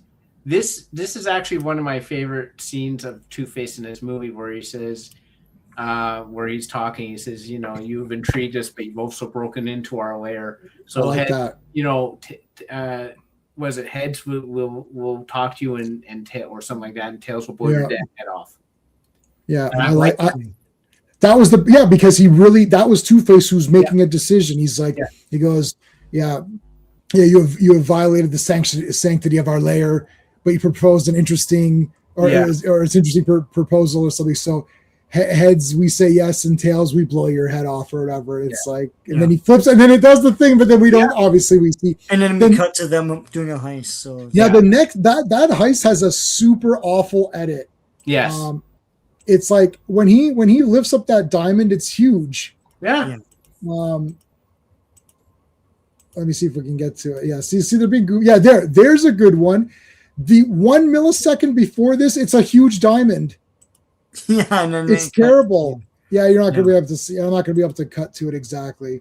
But he breaks the glass, lifts up something, and he's lifting up a big one. He's like this. Yeah. He's like, here's a good one, and it's like, okay. But like, I like this too. Where now this is another error, because he sits here and he drains the thing, he wraps it around his leg, but then he's standing. They show a zoom in of the thing getting drained, but he's standing on the wrong leg. So there's another error here. Come on, boys. It's who's the editor on this? Who's the there's these tiny scenes where it's like setting up that Robin could do shit, but we already saw him at the Flying Graysons thing. So. So he can fight. This scene is one that did bother me, when Riddler didn't know how to punch someone. That's totally the script too, yeah. Yeah. Well, I mean, I guess he can't, you know. Why is Robin such a badass, by the way? Just because you can do gymnastics doesn't mean you can fight. Listen, I'm sorry. I'm going to tell you now. I've been holding this in. This is the reason I never wanted to see a Robin in a Batman movie again. Okay, look. First of all, I personally know 8 gymnasts, and 9 of the 8 are expert martial artists, and they've taken 0 martial arts. So that defunks your. I'm a gymnast, and I am not an expert pugilist. Well, you're one of the 9. You're one of the 10, like 1 out of 10. That's fine. Nobody's holding you to the same standards as the 9 that I know. Lark is here. How's it going? Maybe they recall watching. Yeah. Well, that was the point of it. They wanted that. So this one, this was 95, and then 97. So I guess they're asking, which one do you prefer? This one. Well, my tier ranking is coming out on the 31st, so make sure you're subscribed. You can see my tier ranking. But no, this is a better movie than Batman and Robin, obviously. Yeah, Batman and Robin is a better structured movie. If you watch that, it actually fits together. But the thing is, there's just something. I mean, this was made to entertain. It was the only assignment here was to make something that can like entertain a family audience in a summer blockbuster, and have opportunities to merchandise a lot of the pieces of the film. Right. That's it. So it appeals in that way. Well, you watched the Schumacher commentary with the commentary track, didn't you, Sean? Like the Joel Schumacher. Yeah, and he apologizes and stuff. No, he apologized for Batman and Robin. For Batman and Robin, he basically said this in general. I like Joel Schumacher a lot. He says for Batman and Robin, he goes, if you like a movie, then there's 1,000 people that worked on this movie. They're all to be thanked. He goes, if you dislike a movie, then you have to blame the director, because end of the day, he's on the top. Yeah. So if it's shit, you blame the director. If it's amazing, then everyone has to get credit, because everyone who worked on it. He goes, if I thought something was bad, I would have changed it. So there you go. So he takes responsibility for it, but also asterisks. He's like, I also have a job to do. They want me to have all these things in it. This is like, you go back to Sean and I cover all these old cartoons, Brave Star and He-Man and Transformers, and you see in watching these old cartoons, and we love them, but like shit happens. You're like, what the heck? It's like, oh, this character, the toy came out, so you have to put this character in here, And it's like, okay, like remember the Transformers, all of a sudden, oh shit, there's a whole ton of these guys. Wait a minute, they weren't on that arc or whatever. What are you talking? Oh yeah, they were there's guys that were hidden, and then there's guys from Cybertron that came over. There's the space bridge. All of a sudden, all these guys like, whoa, hold on, we got toys. And now you got to do your best to work it in. I'm not saying that's an excuse for Batman Robin being bad, but I have to state the facts that is a fact. No, but the studios are heavily involved. So I linked J-Man to the Akiva Goldsman shooting script. Yes. Which has a lot more stuff in it, but it's more contextual. And the thing is that, like, you're asking Steve, like, you know, like we always talk about Val Kilmer's performance. Yeah. And the thing is, that is born out of the script. I think Val Kilmer read that script, and all of the Bruce Wayne stuff is serious. Now, all the goofy lines are still in there. It's going to pick out, you know, chicks dig the car. I think it's chicks love the car in the script. It's the car, right? So, chicks love the car. But the thing is that, like, that juxtaposition of, like, the goofy villains because they have goofy lines, and then Bruce Wayne's whole arc that he blames himself for his parents' death, and at the end he realizes it wasn't his fault. That's a whole serious thing. That's in the script. And so Val Kilmer read this and said, okay, I know how to play this. And when you watch it, it's like he's in a different movie. And that's really from Akiva Goldsman. And Akiva Goldsman, well, hold on. Akiva Goldsman, he's being coerced by the studio to put goofiness in there and all that stuff. So I don't know. It's between, you could blame the writer too, but really it's the studio in this case, and Batman and Robin. They were like heavily involved with the strange ambiguity of tone to these movies. But yeah, you're gonna say I saw Dr. Moreau. It was, well, let me just put it to you this way. It satisfied my long-standing urge to see Marlon Brando with one of those ice buckets on his head. I like Dr. Moreau. I saw it in the theater. Could not be reached. Nerdman was referring to how is Robin a badass fighter in this movie based on the fact that he's just a gymnast. He's not saying how is he badass in general. He's saying in this particular movie. Not. So I think just to clear that up. It was not good. Well, I like it. Give it to J-Man. He likes it. I like everything. It's fine. It was another movie where I think David Fincher was in a different movie. To be fair, I think the same thing of Harley Quinn. I've always never got this character. So she was a psychiatrist, right? I don't get her. And she falls into a vat of acid, and then comes out as some gymnastic genius martial arts killer. What is happening? I never understood it. I just, and I always hoped like the movies would maybe give some, like develop that a little bit. Do you know what I mean? Because that's what movies do. When you're watching a cartoon, it's kind of fine. Like someone falls in a vat of acid and comes out a gymnastics maniac. Right. Fine. It's like, I thought maybe the movies would do something. Right. In Batman Returns, they get the powers of the animal. So when she dies as a cat, she's a cat person. So she can. Even they did that in the Halle Berry movie. Halle Berry got the cat powers. If you watch that Catwoman movie, we should cover that once. But actually, J-Man, that at least gives me something. No, I'm saying that. No, I'm saying that is what it is. I'm not making fun of that. I'm saying that is what it is. The cats all surround her, and she gets their, and she gets right. Give her mouth to mouth. Yeah. No, but she also gets their lives. They all come to the. When she's dying, this is because Tim Burton is making a fantasy film that he's putting a lot of I don't say depth, but he's putting meaning in everything. So that shot of zooming down where she's laying there, she's now reborn as this cat spirit person. All the cats come around her and give their life energy to bring her back as this cat person. Here's the clever thing about what Burton did, and people don't seem to get this, is that every single death of hers, apart from the last death, you can read in a different way. Yes. You can read that maybe she just survived and she's gone mental and thinks she's got 9 lives as a cat, and that the cat gave her this powers.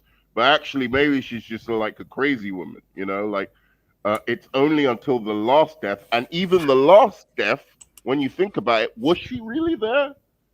Do you know what I mean? Was that actually her, like reborn, or was that just like, Batman's imagination that she's her ninth wife?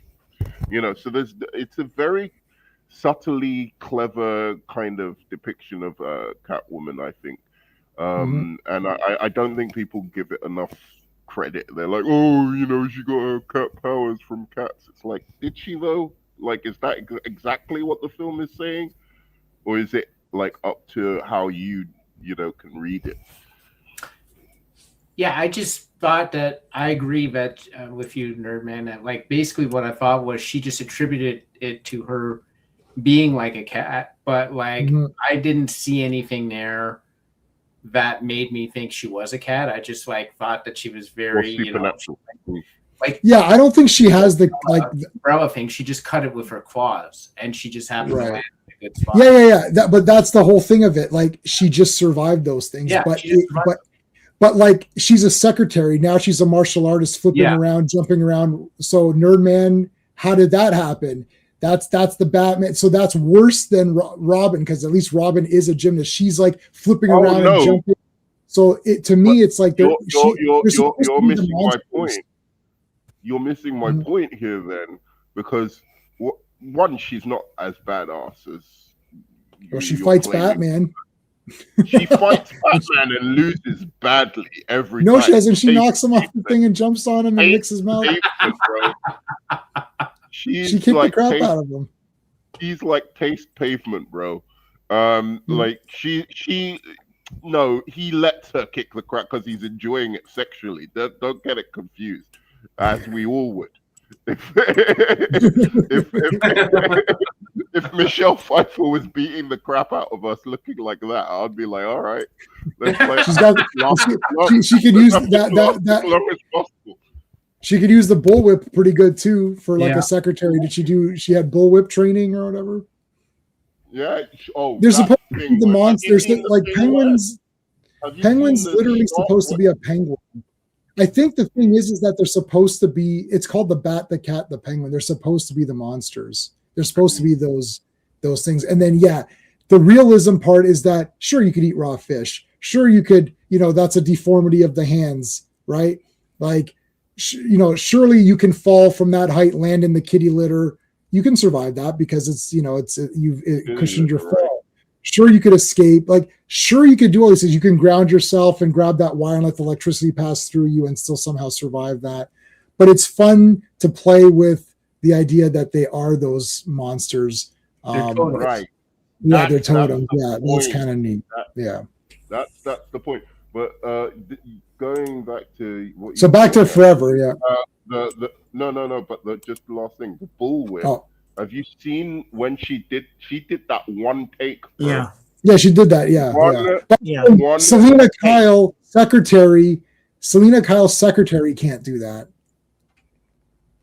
Oh no, but when Michelle Pfeiffer was asked to do that bullwhip, the actress, Michelle Pfeiffer did it herself. I know, I don't know if you'd seen it. No, I know she did it. She did it in one take, and she did it herself. Yeah, she knows how to use it. Yeah, one of like however many takes though. No, it was the first take. Oh yes, but she had to practice. The whole thing. But she practiced, of course. Yeah. She practiced, of course. Yeah. It's not just like action, and I just. She practiced like crazy though, but so did Jim Carrey with that cane. Yeah. And Jim Carrey. You can't find. Joel Schumacher said this either in the making of or one of these things. He said that we couldn't really get. Like the stunt double for Jim Carrey could only do certain amount of things because you can't mimic that guy's body. Yeah. But the Riddler costume is so skin tight that you can tell in 2 seconds that ain't him. Yeah. So he had to do as much as basically insurance would allow to be done, because Tommy Lee Jones is easy. Half his face, you can't see him. He's in a big suit. Anyone could be that character. You just need to have him talk. But Jim Carrey, it's that tight green suit. You're like, hey, that's not Jim Carrey. You could tell immediately that ain't him. Yeah. So he did as much as like the insurance would allow him to do. Like, so that would include all those bomb explosions, throwing I'm that seeing it shit. right now. Yeah. Yeah, all that stuff. Like you can see him doing it on screen. He's throwing it and it's exploding in front of him. Like he's throwing those bombs and they're exploding right there. So he's there when that's exploding. I know. He worked hard on this. I mean, he worked hard on this. This was when he broke right into Hollywood. He'd been doing movies for over 10 years before this. Like what was it, Twice Bitten or whatever the hell? Yeah, and there's that red face man or whatever it's called. Was it Once Bitten? Once Bitten. Once Bitten. Yeah. And he was in the Deadpool. Yes. Deadpool. Yeah, doing Tom Maple Drive, which is a TV thing here, and all sorts of terrible movies. Yeah, I watched it. Yeah, well, that was his big break. That's his big break, yeah. Well, actually, I always thought his big break was Ace Ventura. Well, to me, but people knew who he was from In Living Color, and then they followed him into Ace Ventura. That's what happened. My friends, I wasn't really into Jim Carrey that much. They were super into him. Like, they're like, oh man, Jim Carrey's the best. So it took me a while to kind of like, I think Cable Guy was where I was like, okay, I like this. And I like The Mask. And then I kind of went back and watched the other movies and thought they were kind of neat. Yeah. Hey, did you change your avatar? You had Transformers, I think. So I like this scene. Yeah. This is a good scene. He's like, oh, you'll kill Harvey, but the pain doesn't die with him. And you'll find another face and another face. Then you'll become Revenge or whatever. And then you'll be written out of the movies because no one knows how to work with the character, even though it's worked for like 100 years and it's fine. But anyways, so now they go to the ball here. That Gertie is back. Gossip Gertie. She's in Batman. That's Bob Kane's wife, no? Oh, is that Bob Kane's wife? Yeah, she played a role in this. I think that's her. I had to look it up. Look it up. From the Gotham Gazette or whatever. Bruce, old man. He took Drew Barrymore. He didn't take the bad girl with him. No. He took sugar, not spice. And then I love this, like, sucking the brainwaves out or the memories. That was kind of neat. Again, exploiting his memories of the bat and everything. That's neat, right? Like, that's pretty cool. Here's the guy with the big. What do you think about the box as an invention? That's kind of an interesting. Like, TV is bad for you. So basically, everything that's bad for you. How's my mole? Yeah, that was funny. Yeah. How's my mole? Carrie went commando. Great. Is Spice? Yes. Spice is Debbie Mazur. Yes. Okay. All right. There you go. Yeah. So they get. So what do you think about the box? It's like, you will help me steal production capital so I can put a box on every TV in town. I like the idea conceptually. I mean, I don't know when the hell he constructed that entire island, like, and no one noticed. Another movie thing. But I like the idea of the box. I thought it was kind of cool. It is neat. You can buy that and can. Oh, you can actually buy the box? I think you can buy the box. There's a replica of it. And it spins around. Elizabeth Sanders played Gossip Gertie, and that's Bob Kane's wife. I think she was kind of young for him at the time. Yeah. I'm going to look up the age here. Thank you, Officer Sean. God damn. It's like, then he's trying to call away layers of this man every week. Yeah. Officer Sean, please investigate that. Let us know your findings. He's going to check the age difference, and he's calling the police. Yeah. It's like, Bob Kane is dead. This film really predicted the rise of social media and the internet. Yeah, that's true. Yeah. Look at Drew eyebrow. Look at her eyebrows. Yeah, that's right. She looks surprised all the time. She can only look surprised. It's like, it's your birthday surprise. Well, you really look surprised. Like, no, I always look that. Yeah. I love how you turn it off with this. Like, it's basically a hologram. It's basically a Star Trek. Holo rod or whatever, right? Nerdman, you're a Star Trek guy. It's like, it's literally one of the holodeck rods or whatever. Now here's Two-Face drinks 2 different drinks at the same time. That's got to be weird. How You know, does he smokes 2 different cigars. he does. Here's an I mean, he's going to be. question. We've talked a lot about the different Riddlers, even the different Batmans. How does he compare to Dark Knight Two-Face? I really liked, except for the fact that he dies. I really liked how they did. Like, I like how they did that character. Yeah. I thought he was pretty neat, and I love that he was using the coin before to show that, you know, he uses it and he goes, "Oh, you can't leave that to chance," but it was a double-headed coin, so he never leaves anything to chance. Like, I love that he never leaves anything to chance, and then he becomes Two-Face, and then all he has is the chance. So I thought that was really neat. But then he dies. I was like, he's okay. He's dead. What the shit? I was hoping he'd be kind of the same thing with Scarecrow. Yeah.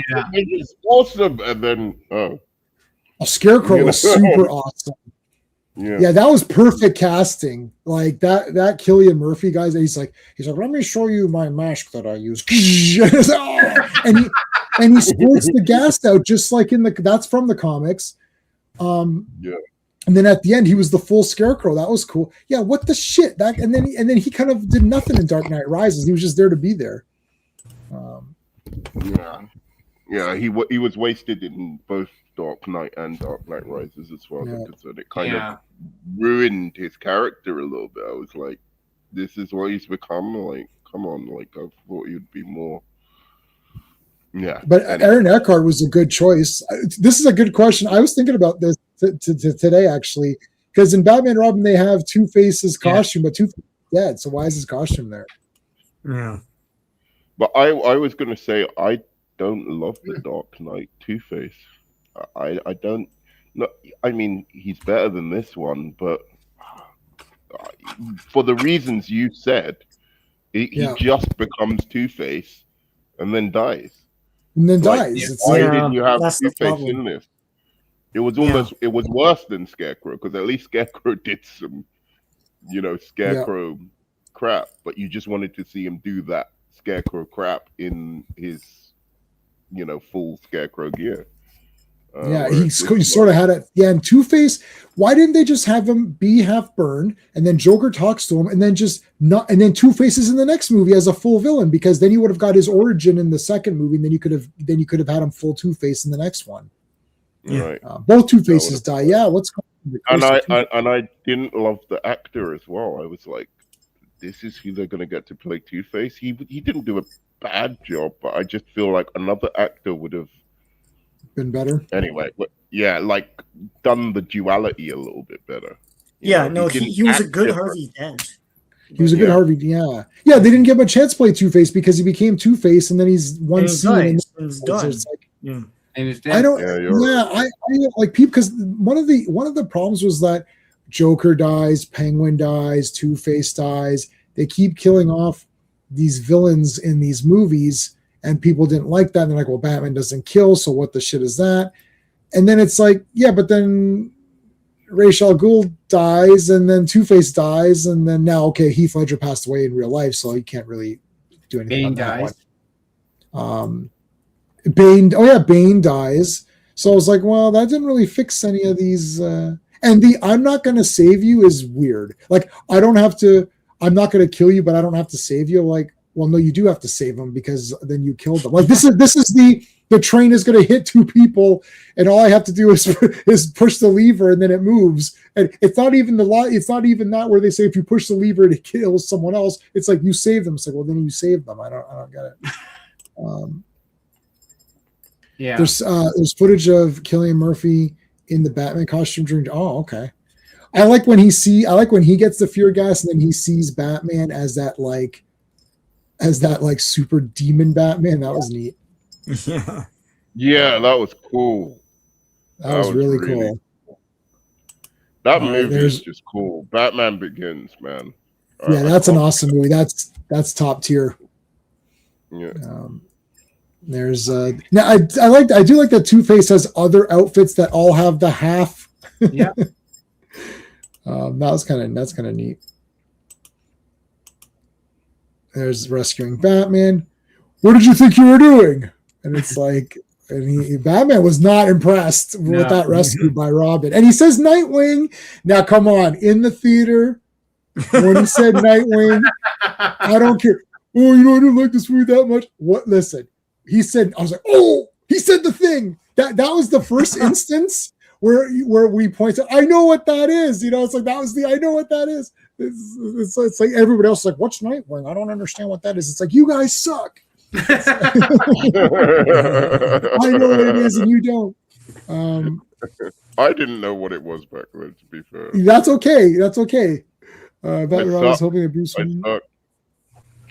sorry about your friend Harvey. I know he's gone. Yes, it's just hey, Fatal J, what's going on? Two-Face, Henchwomen was 2 big stars. Yes, yeah, he had 2 good, nice looking henchwomen.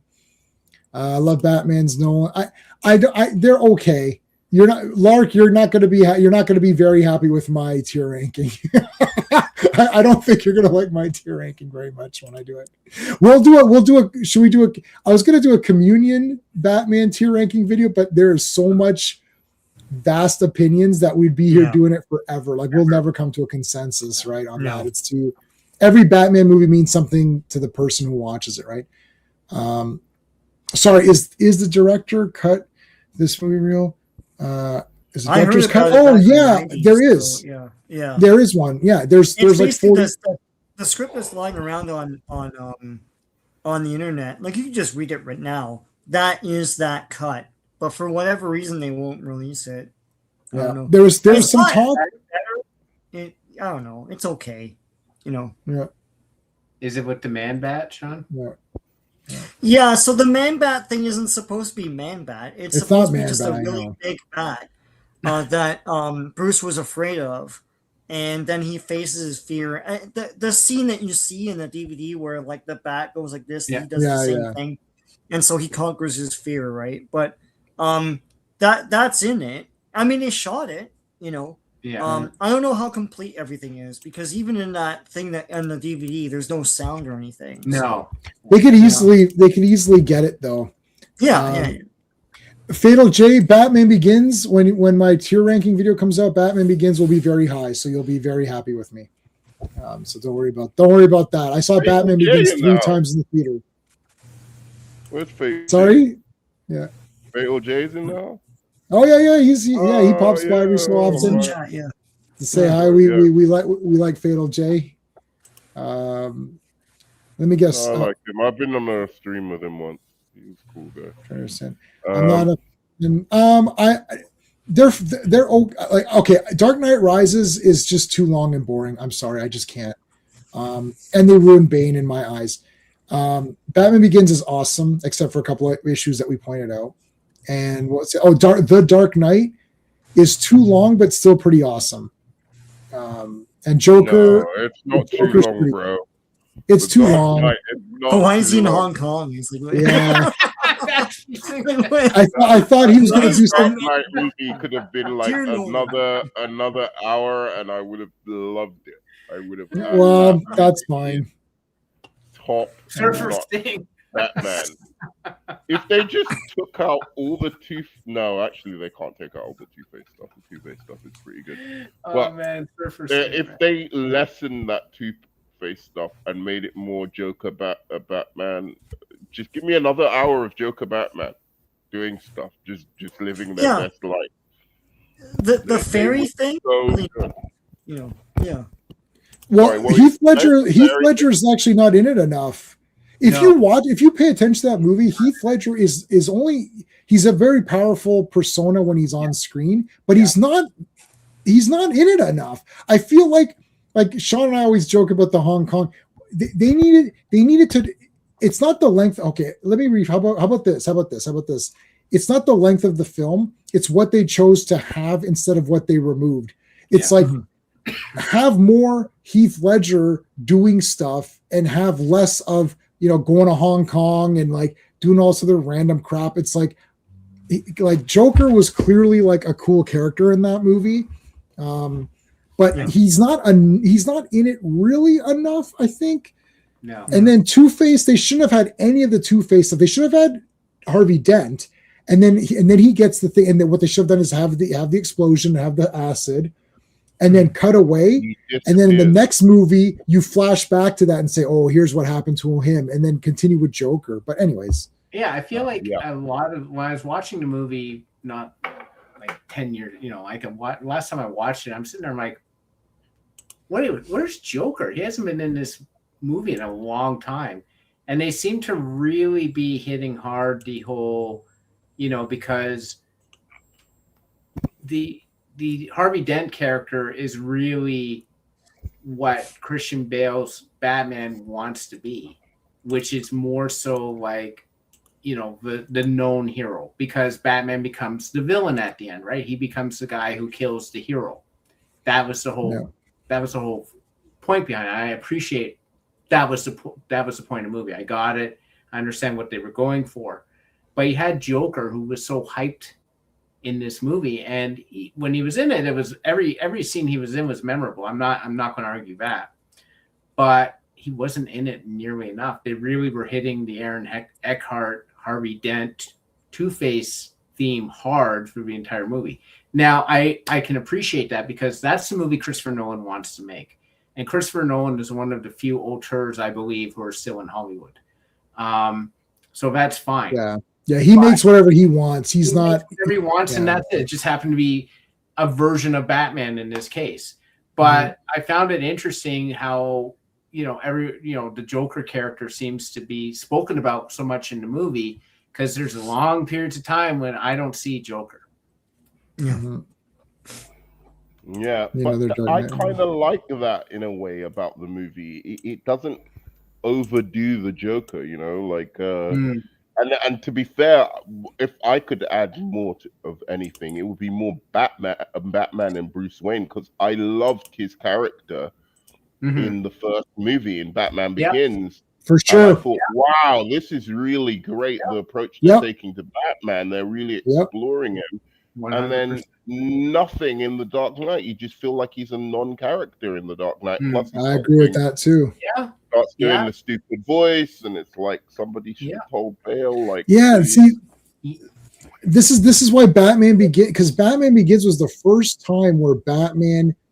The only other one was this movie, because Bruce Wayne is whatever in the Tim Burton ones. Like, clearly Tim Burton doesn't care about Bruce Wayne. It's like he cares about Batman. In this movie, the Bruce Wayne stuff was much better, but Batman Begins was crazy. That was Christian Bale is playing so many roles. He's Bruce Wayne. He's Bruce Wayne in public, Bruce Wayne in private. He's Batman, right? And then he's sort of an in-between character with Rachel, because he kind of wants her to know. And then he kind of lets her know without, explicitly saying it. But so Christian Bale is playing like 4 different characters in Batman Begins, and he's good in all of them. And then all of a sudden in Dark Knight, he just talks like an idiot. And I'm like, why is he so, what the hell's wrong with him? I don't know. I don't think that Joker's cool. I'm not dying over the Dark Knight. I acknowledge it's a cool movie, but for me, Batman Begins was I was like, man, it's a better movie. I saw it 3 times. I was like, I can't. He was a ninja. He was stealth mode. Like when he was doing all he was a ninja. He was a ninja, right? And, he went and trained to be a ninja. I was like, this is badass. Right? And then he comes back, and then he's doing the ninja tactics. He's jumping out of the air and appearing and grabbing guys. And then Rachel goes he goes, you've taken. And Liam Neeson's, I like Liam Neeson's voice and everything. He's like, you've taken the theatrics too far. Liam Neeson in that movie, bro. He's great. And it's your parents' death wasn't your fault. It was your father's. Oh, shit. Oh, shit. And you're sitting there and you're like, oh, shit, it wasn't Dad's fault. We should have fought back better. Oh, shit. Right? I agree with it's like when you first saw that in the cinema, you're just, because this is the stupid thing with me, right? They mentioned Ra's al Ghul. I don't know what happened. I must have just blanked out, because I watched the animated series of Batman avariciously. I read the comics of Batman since I was 13 years old.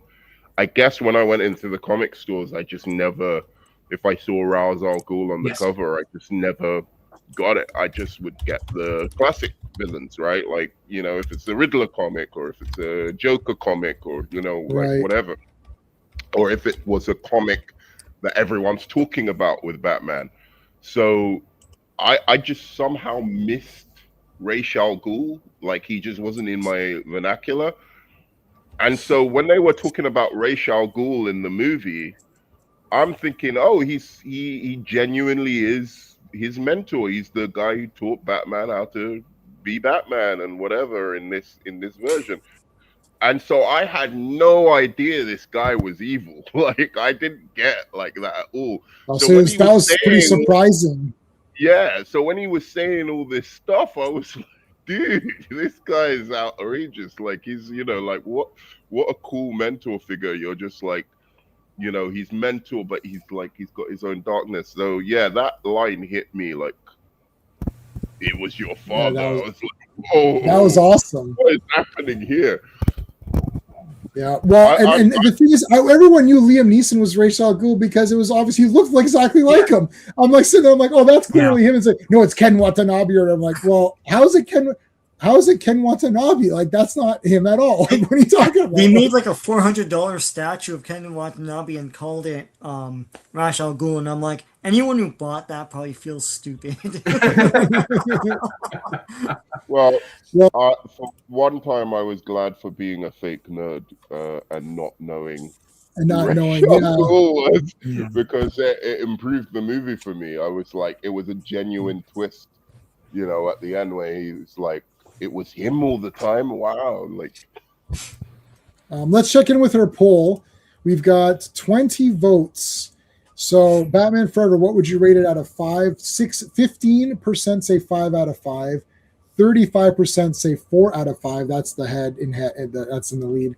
30% give it 3 out of 5, and 20% give it a 2 out of 5. And I didn't put 1 out of 5 because that's stupid. Like, how could it be a 1 out of 5? Like, I put 2 out of 5. I'm sorry. You put 2 out of 5? Well, anyways, it was good having you on.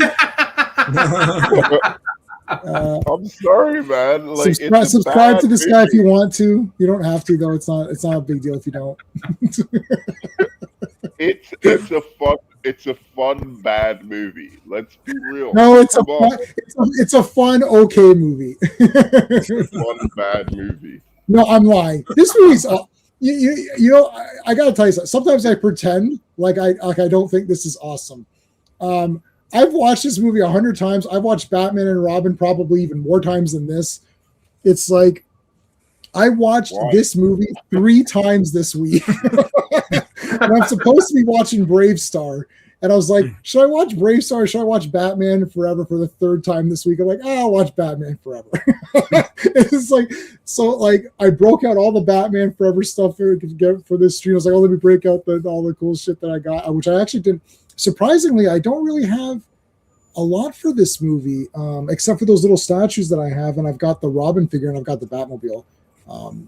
But anyways, I love this movie. I love Batman Robin. Even the Nolan Batman movies I don't watch as much because they're kind of long. If I'm gonna watch one, I watch Batman Begins. That's the thing is with these movies, because they're just 2 hours, I can throw them on anytime, and there's a lot of action, and especially this one. Batman's in it a lot, and I like and when he's not in it, I like the Bruce Wayne parts. And Batman and Robin is just super colorful, so I can throw that in anytime. And Batman Returns is beautifully shot, and like the winter and the color palette it just looks awesome. So I like that. And 89 I've seen so many times. So all of those ones I like.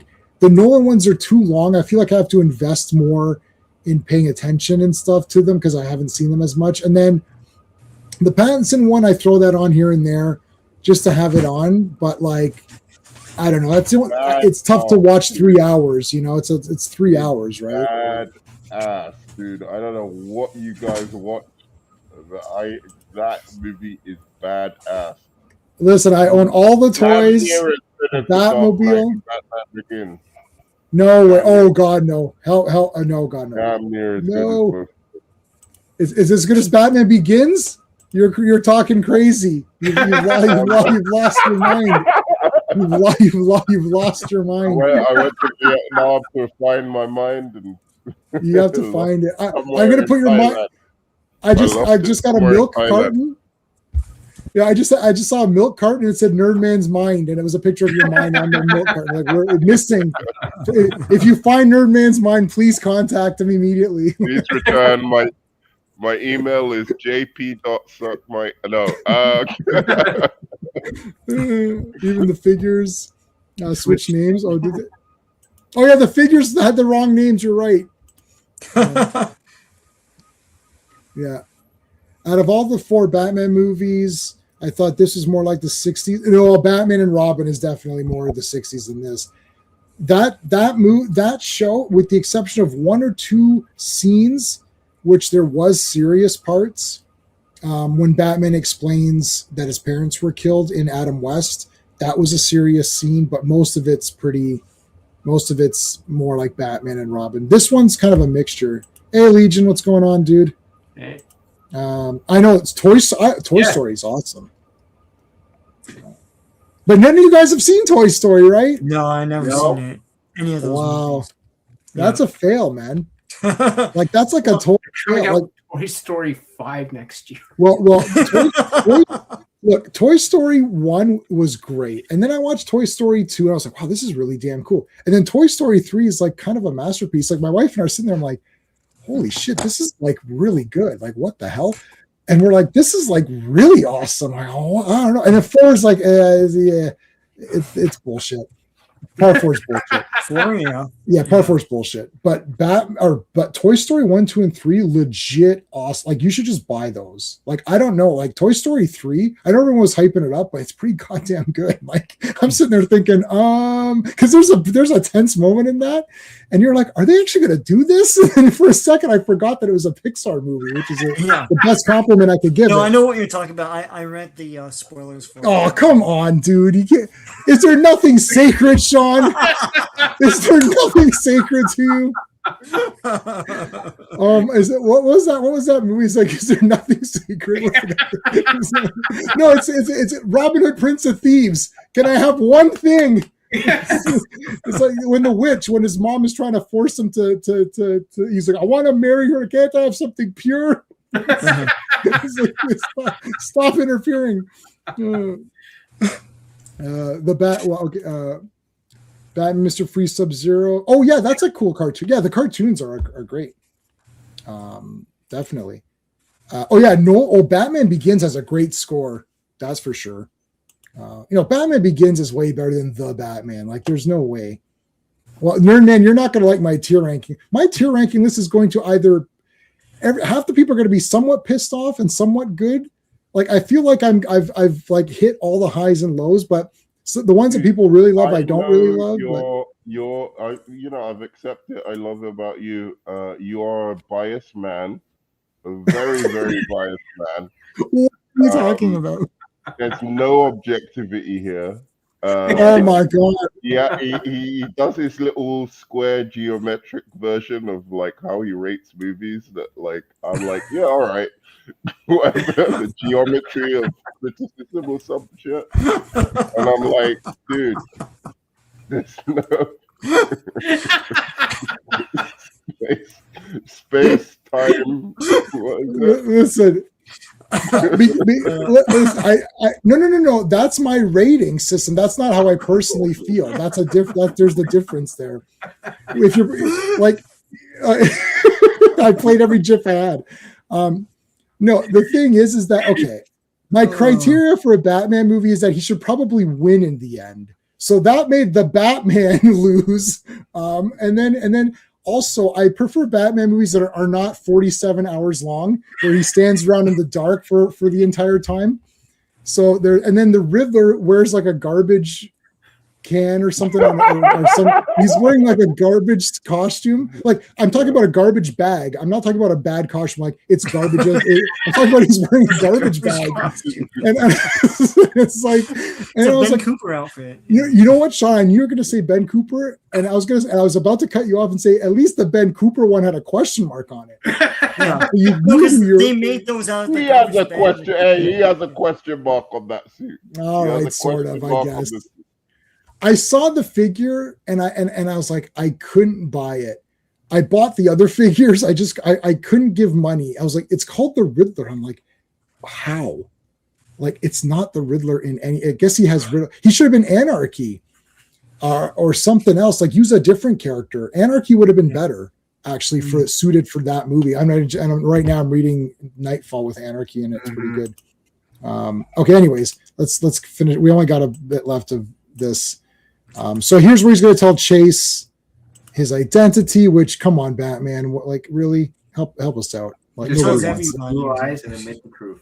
Yeah, it's like, it's like, here comes, it's like Nicole Kidman's legs, and then it's like, okay, here's my identity. Here's not only my identity, here's everyone's identity. Yeah. Commissioner Gordon is really the Riddler. No. So it's making up fake. Commissioner Gordon was really Catwoman. It was a whole thing. No. They got rid of. Oh no. Okay. So here they come. Here's the. Here's the backstory. Here's where you see some of that Bat. It's not Man-Bat. The reason we all know it's not the real Man-Bat. We call it Man-Bat for lack of a better term. Yeah, because it looks like Man-Bat basically. Basically. It literally looks like Man. It looks like Man-Bat. I don't think they understood what it was supposed to be when Akiva Goldsman is like, it's just a big bat. And they made Man-Bat. I don't know. I know my video isn't even out yet, and people are pissed. Help me out here. What about Buzz Lightyear, Star Command? What about, I don't know. I didn't watch that. I've seen some episodes of that. It's a cartoon series. Oh, I didn't watch that. It was cell animated. Yeah. A Scarecrow. Yeah, that would have been, Harley Quinn, Joker. That would have been interesting. Yeah, well, Heat is awesome. Heat's a great movie. Got that on 4K. And this on 4K. See, that's a good movie, Nerd Man. So I don't know what you're talking about. It's like my reviews and opinions are so awesome. It's crazy. Like, I give myself a 10. I give my reviews a 10 out of 10. And I am unanimous in that. Space, time, dexterity, wit. Yeah, dexterity. Stamina, constitution. There's no stamina. It's strength. It's strength, dexterity, constitution, wisdom, intelligence. What did I miss? I missed one. Batman and detective work.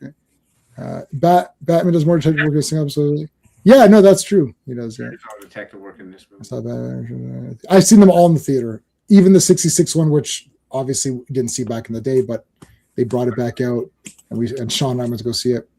Really? Oh, Christian Bale's voice was well in Batman Begins. It was okay, and then in Batman Dark Knight, it was like he needed Robitussin. It's like, what's your problem, man? Like, that was so weird. I remember even in theaters, like, what is happening? I don't mind it that much. It's like, it doesn't bother me to the level that it bothers other people, but like, I can see, like, I was just like, why is he doing that? Like, he was was he doing that the last movie? I had to go back and watch Batman Begins. Right. He was a little bit. He was a little bit. He wasn't on it like that. He had a good Batman voice in Batman Begins. It was solid, It wasn't the greatest thing ever, but it was solid. Like the jacket, it keeps me safe when I'm jogging at night. Now, this is exactly how you want to keep Nicole Kidman. Oh, be careful, Steve. You don't want to give away anything. Well, of all the Batman movies, the only poster I had before Batman Begins of the 4 first movies, the only poster I have is the Nicole Kidman from Batman Forever. Right. Well, I mean, and I don't have that. I don't have any. I actually don't have any posters from Batman Forever. I have Batman and Robin's poster, and I really like the Batman. That was something I mentioned in my Batman Begins video I did, where I liked the ad campaign. I liked that look. That there's a poster, and you have it, Steve. They did a couple of posters for Batman Begins. I thought they looked really cool with that kind of like, bronze. Yes. Like, in the background and it looked really cool, right? look about it. Yeah. Yeah, I liked the Batman Begins. I liked everything about that. The ad campaign, Yeah. Like the music was cool. Like just it looked cool. Like the whole thing was just really good. Yeah. I did not like the ad campaign for the Dark Knight. They did the blue and that orange, and every poster. You should look this up. I did. Look up posters that are blue and orange, and there's like 3 or 4 years where every movie poster was blue. And unfortunately, Dark Knight fell in that category, and I was like, oh. I remember. But Batman Begins is so unique looking, the poster. Yeah. No, This is cool, though. the blue and orange one. I remember I liked the original teaser for The Dark Knight. The original teaser. There you go. Yeah, I got Poison Ivy. You got Nicole Kidman. I like Nicole Kidman better than Uma Thurman, but Poison Ivy was good in that. He was good, yeah. But I loved the original teaser for The Dark Knight, where it's like some men like to watch the world burn. Like that was awesome. Oh yeah, that is awesome. I liked where he says that about Joker. Yeah, that was awesome. This is cool, making the question mark over top of the. Yep. Mr. Free. No, well, we're talking about looks. We're not talking about the character. I looked at the posters blue and orange. It's like G.I. Joe. No, Sean, am I okay? So no, hold on. In a serious, no, seriously, Sean, am I crazy or what? Everything was blue and orange. It was a trend. It was a trend.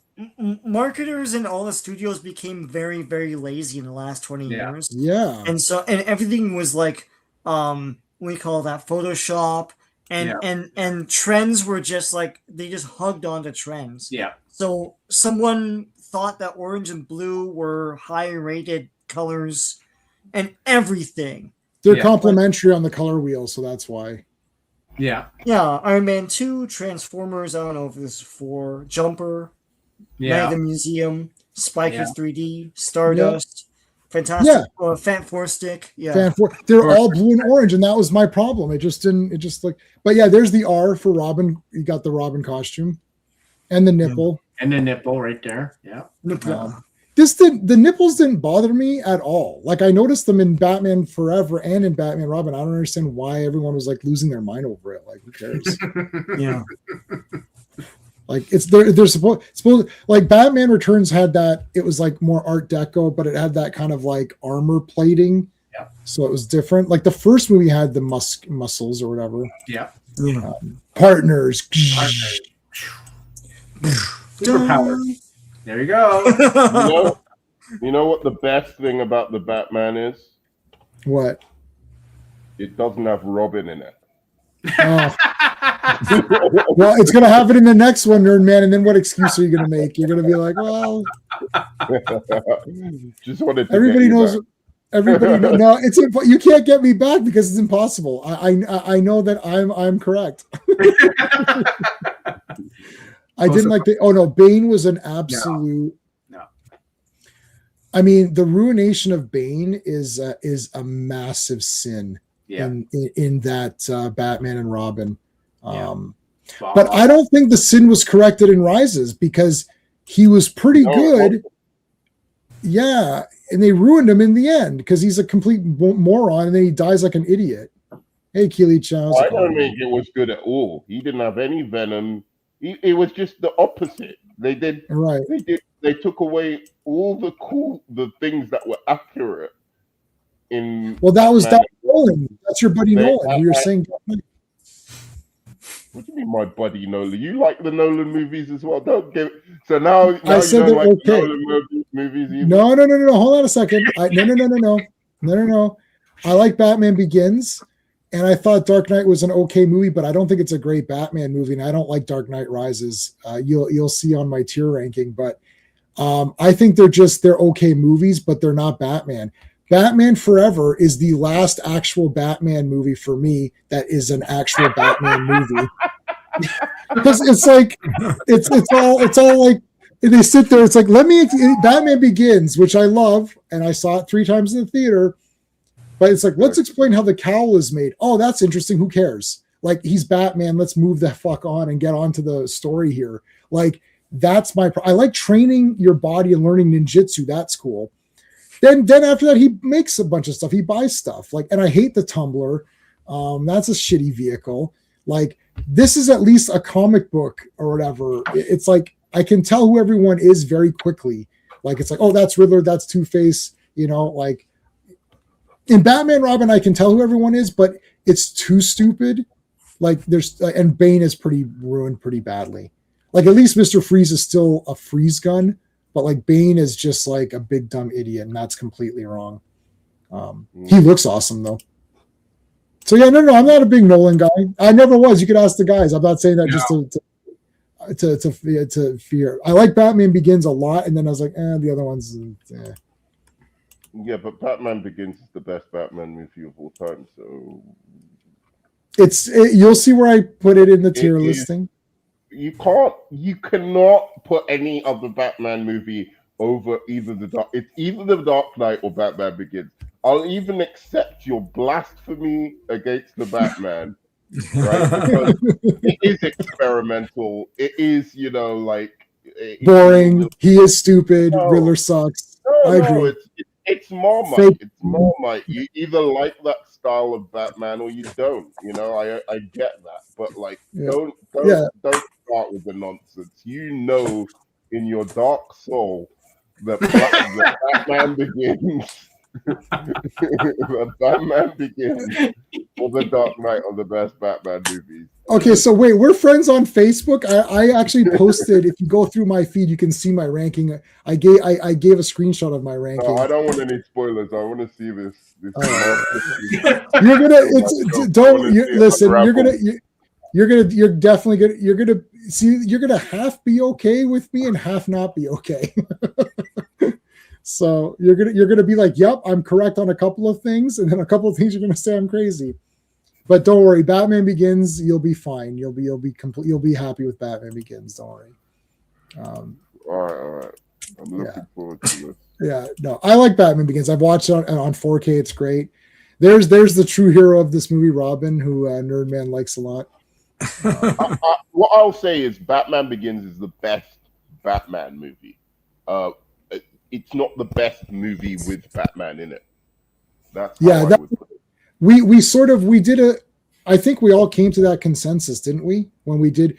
This is. I don't think you were around for this, but we did a Batman stream a while back where we kind of went through, and I think everyone agreed that Batman Begins was the best Batman movie, but not necessarily their favorite or whatever, right? Like, there's a difference between what you enjoy watching a lot and what you think is the best. So like 89, Batman Begins, those are kind of your best ones. And then you've got I like Returns as well. Returns is in my top 2. I also like Returns. That's my favorite. So I also think it's a pretty good Batman movie. Well, if you're doing that as your favorite, then I might like we're going like best favorites, that kind of a thing. So I tried for my tier ranking, I tried to somewhat make that. So you're going to be pretty happy with my tier ranking. You're just not going to like the Batman. That's the only thing. But if Batman did anything in the movie, I don't like your Snyder ratings either, because Justice League is the best movie with Batman in it. Not the 4-hour monstrosity though, right? Not that movie. Yes, the 4-hour monstrosity.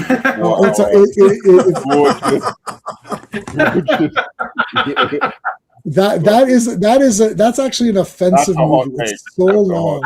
I accept that's a hot take, but I love it. Yeah, but no, dude. But but that 4-hour movie is a real monster. It's unwatchable. I love it.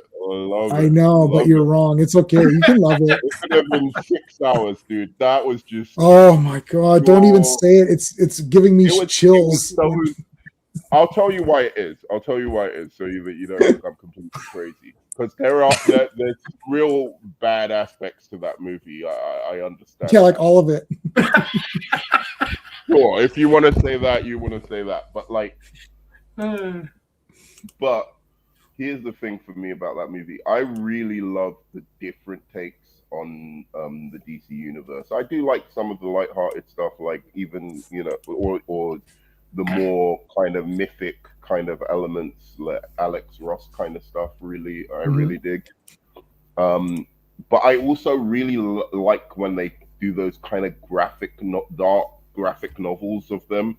And I thought this was like a kind of Alex Ross mixed with those dark graphic novels of the Justice League, and I think he did it, for the most part pretty well. It's 4 hours. The last 30 minutes should have been they should have thrown it in the toilet. It's like it's an abomination. Yeah, like it should have ended when the Justice League confront Darkseid, as far as I'm exactly. I'll tell you, no, but I checked out when Wonder Woman murdered people in front of school children with pools of blood. I'm like, is this for real? There's school children there. Again. All right, sorry. Go finish. Sorry. No, okay. Hold on. Let's finish Batman Forever for a second. Hold on. So here's the last scene. We're in the last bit now. So now he's got to make the choice between saving the girl or the guy. That's a total comic book thing, setting up the two people. He saves them both, and I like that he says, what I like is that he says, I am Bruce Wayne and Batman. I don't have to choose between them. I'm both guys because I want to be both of them. So I can live as that, and I can save them both. And I do like that he gives Riddler a very easy riddle, and then while he's doing that, he's like programming his sonar thing or whatever. That was kind of neat. Yeah, that's cool. That was kind of cool. So hey, how's it going? But yeah, so I like that here, and then there's Sugar and Spice, and then here we've got the very last. Here's the thing: is he gets all deformed here, but then later he's normal. I don't get it. Yeah, they had to use their morphing thing in the mid-90s. Yeah. Okay, so this is the best part with Two-Face, where he actually flips the coin to decide what to ultimately do, and then Batman throws the bunch of coins. That was cool. I like that. I actually think that's pretty neat. He's like, "Oh shit!" and then that trips him up, and he falls to his death. And he actually says, "Bruce, you were a good friend. Thank you." Yeah, that was cool. Yeah, gosh, that was so good. You've always that was good. Thank you. Yeah, that was his best scene. That was what I was trying to. What did he do at the end? That was so cool, and that was Yeah, that was cool. And then there's Odo from Deep Space Nine, which is great, as Dr. Burton. That's Odo, yeah. Where is he? Let me see. Sorry, I'm doing my work for school. There he is. Is it? You can tell by his voice, Rene Auberjonois or whatever his name is. I can't pronounce it. But that's no Odo. Way. He doesn't look anything like him. You can tell by the voice, and I checked the credits. I need to put this bigger. Sorry, a second. That's crazy. Yeah, it's him. It is Odo, but he looks like 50 years older. But it wasn't that long after he was doing this was probably before. This might be or during, maybe. I have to see exactly when, but they got makeup on him anyways. He's supposed to be like the big scientist. His name is Dr. Burton, so he's got the Tim Burton hair and all that, which is kind of funny. Wow. So there you go. And then I'm Batman. You have to say please. And then and there you go. There's the final. That is it. That is bad. I'll show you. I wanted to show you guys. You too. I grabbed these. They're pretty neat. Like they're not. They're like statues. Nice. But they're pretty cool. They never did Two-Face for some reason. I don't know why. I thought they might. And you got Batman here, and then he's got the riddle. Oh, cool. So he's trying to figure out the riddle. And then Robin looks awesome. They're like vinyl or whatever. They're not Funko, but he's got the car and the boat in there. That's cool. They're pretty neat. That's like literally the only stuff I have in that big Batmobile that you saw. I'm Batman, yes. Yeah.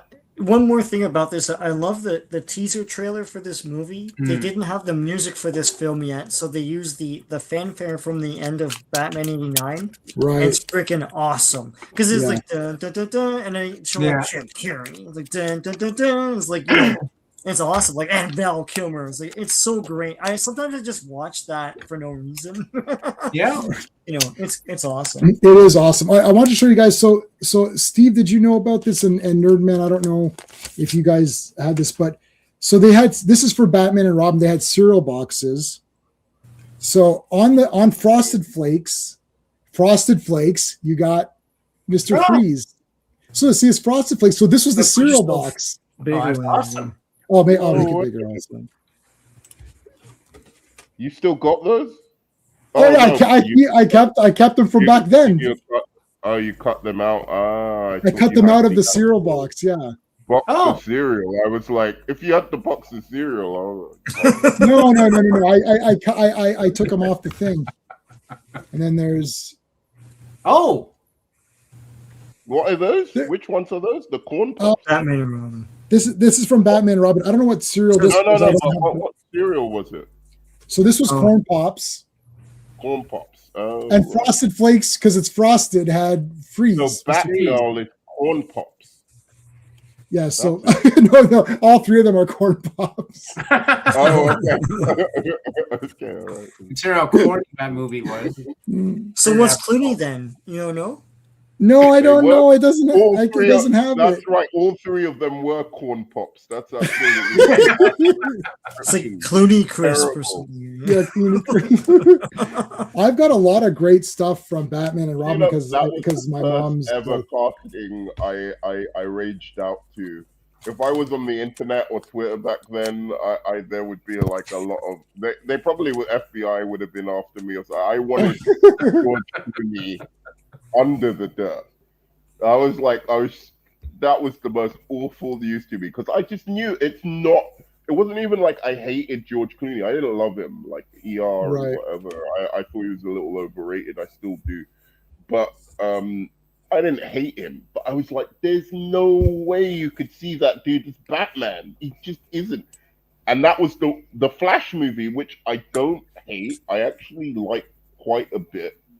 I like some of it too. Guy can go to hell forever for putting George Clooney at the end of that movie. I thought that was great. I don't care. No, absolutely not. They should have had Bill.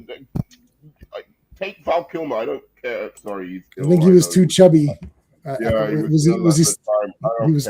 I would have preferred that. I would have preferred that old man Batman or. Even Christian Bale would have been the right choice, like obviously. Yeah, I guess they probably couldn't get him. Pop the audience. Okay, so wait, hold on. I want to before we end because I got to end in about 5 minutes. I want to look at the poll. 25 votes. This is the most varied I've ever seen it. 20% give this a 5 out of 5. 28% give it a 4 out of 5. 32% give it a 3 out of 5, and 20% give it a 2 out of 5. That is the most, like, we never have it. Usually it's people are really into whatever movie we're doing. This is a very... I want to tell the 20% they are doing God's work. Giving it a 2? That is correct.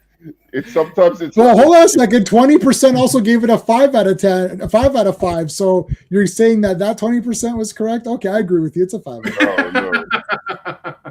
I think if I was being objective, I'd give this movie a 5 out of 5 because it's awesome. And I think if I was just rating it on fun factor, I'd give it also a 5 out of. Look, I mean, these 4 Batman movies are so much part of like my movie going experiences, my fandom of Batman. When people started to not like Batman and Robin, we walked out of the theater, and the 2 friends I saw it with thought that Batman and Robin was absolutely piss. They're like, this was terrible. And they turned to me, they're like, oh, are you going to buy this when it comes out? I was like, of course I'm going to buy this when it comes out. Are you crazy? I'm like, I'm getting it. Like, oh, it's so terrible. I was like, I don't care. And then, and I remember my godbrother and my god sister loved it. She loved this movie. She saw it. And then the next time they'd come over for a visit, she was like, Jason, did you see Batman, Robin? I was like, of course. She's like, oh my God, it's my favorite movie. She loved it and talked about how great it was. And I was like, she's a little kid. And I'll tell you my one last problem with The Batman. And my one last problem with The Batman is that I bought the making of. I have a lot of really good movie.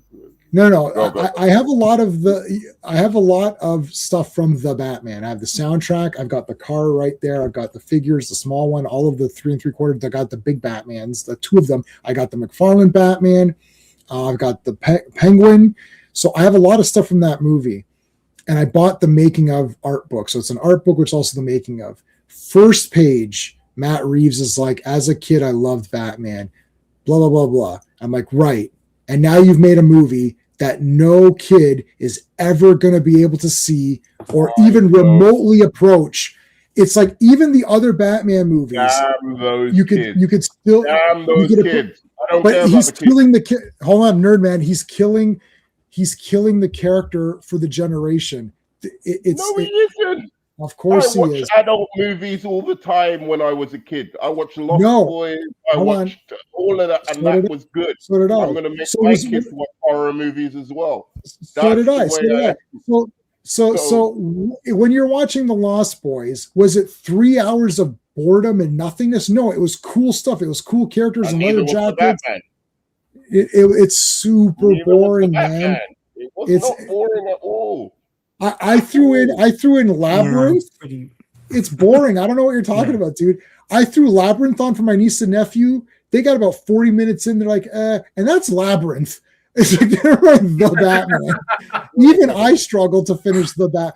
I think my wife got about half an hour, and she's like, "Is this movie going anywhere?" I'm like, "Not really." She's like, "Yeah, we could just stop watching it." Okay, so Admiral Teague says it's a boring movie with an uglied up Catwoman. This is the kind of discourse I'm dealing with.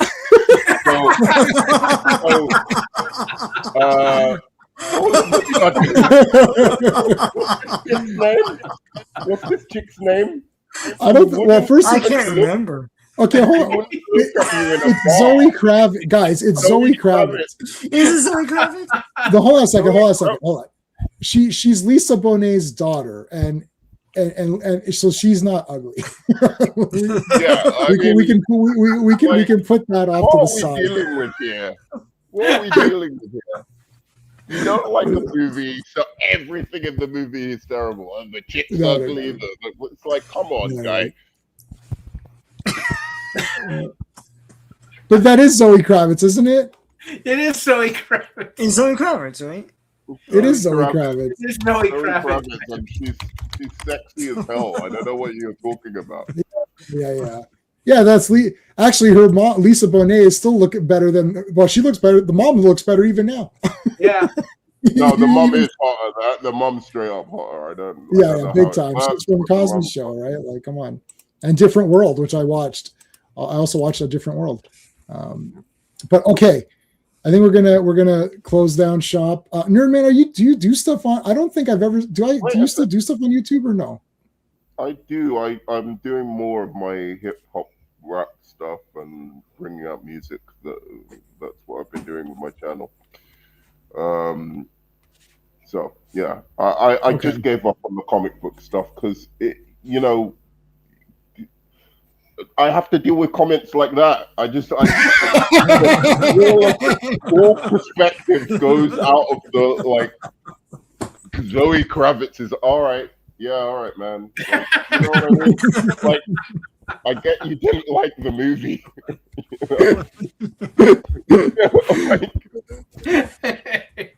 Well, I didn't think Robert Pattinson looked very good in it either. So. I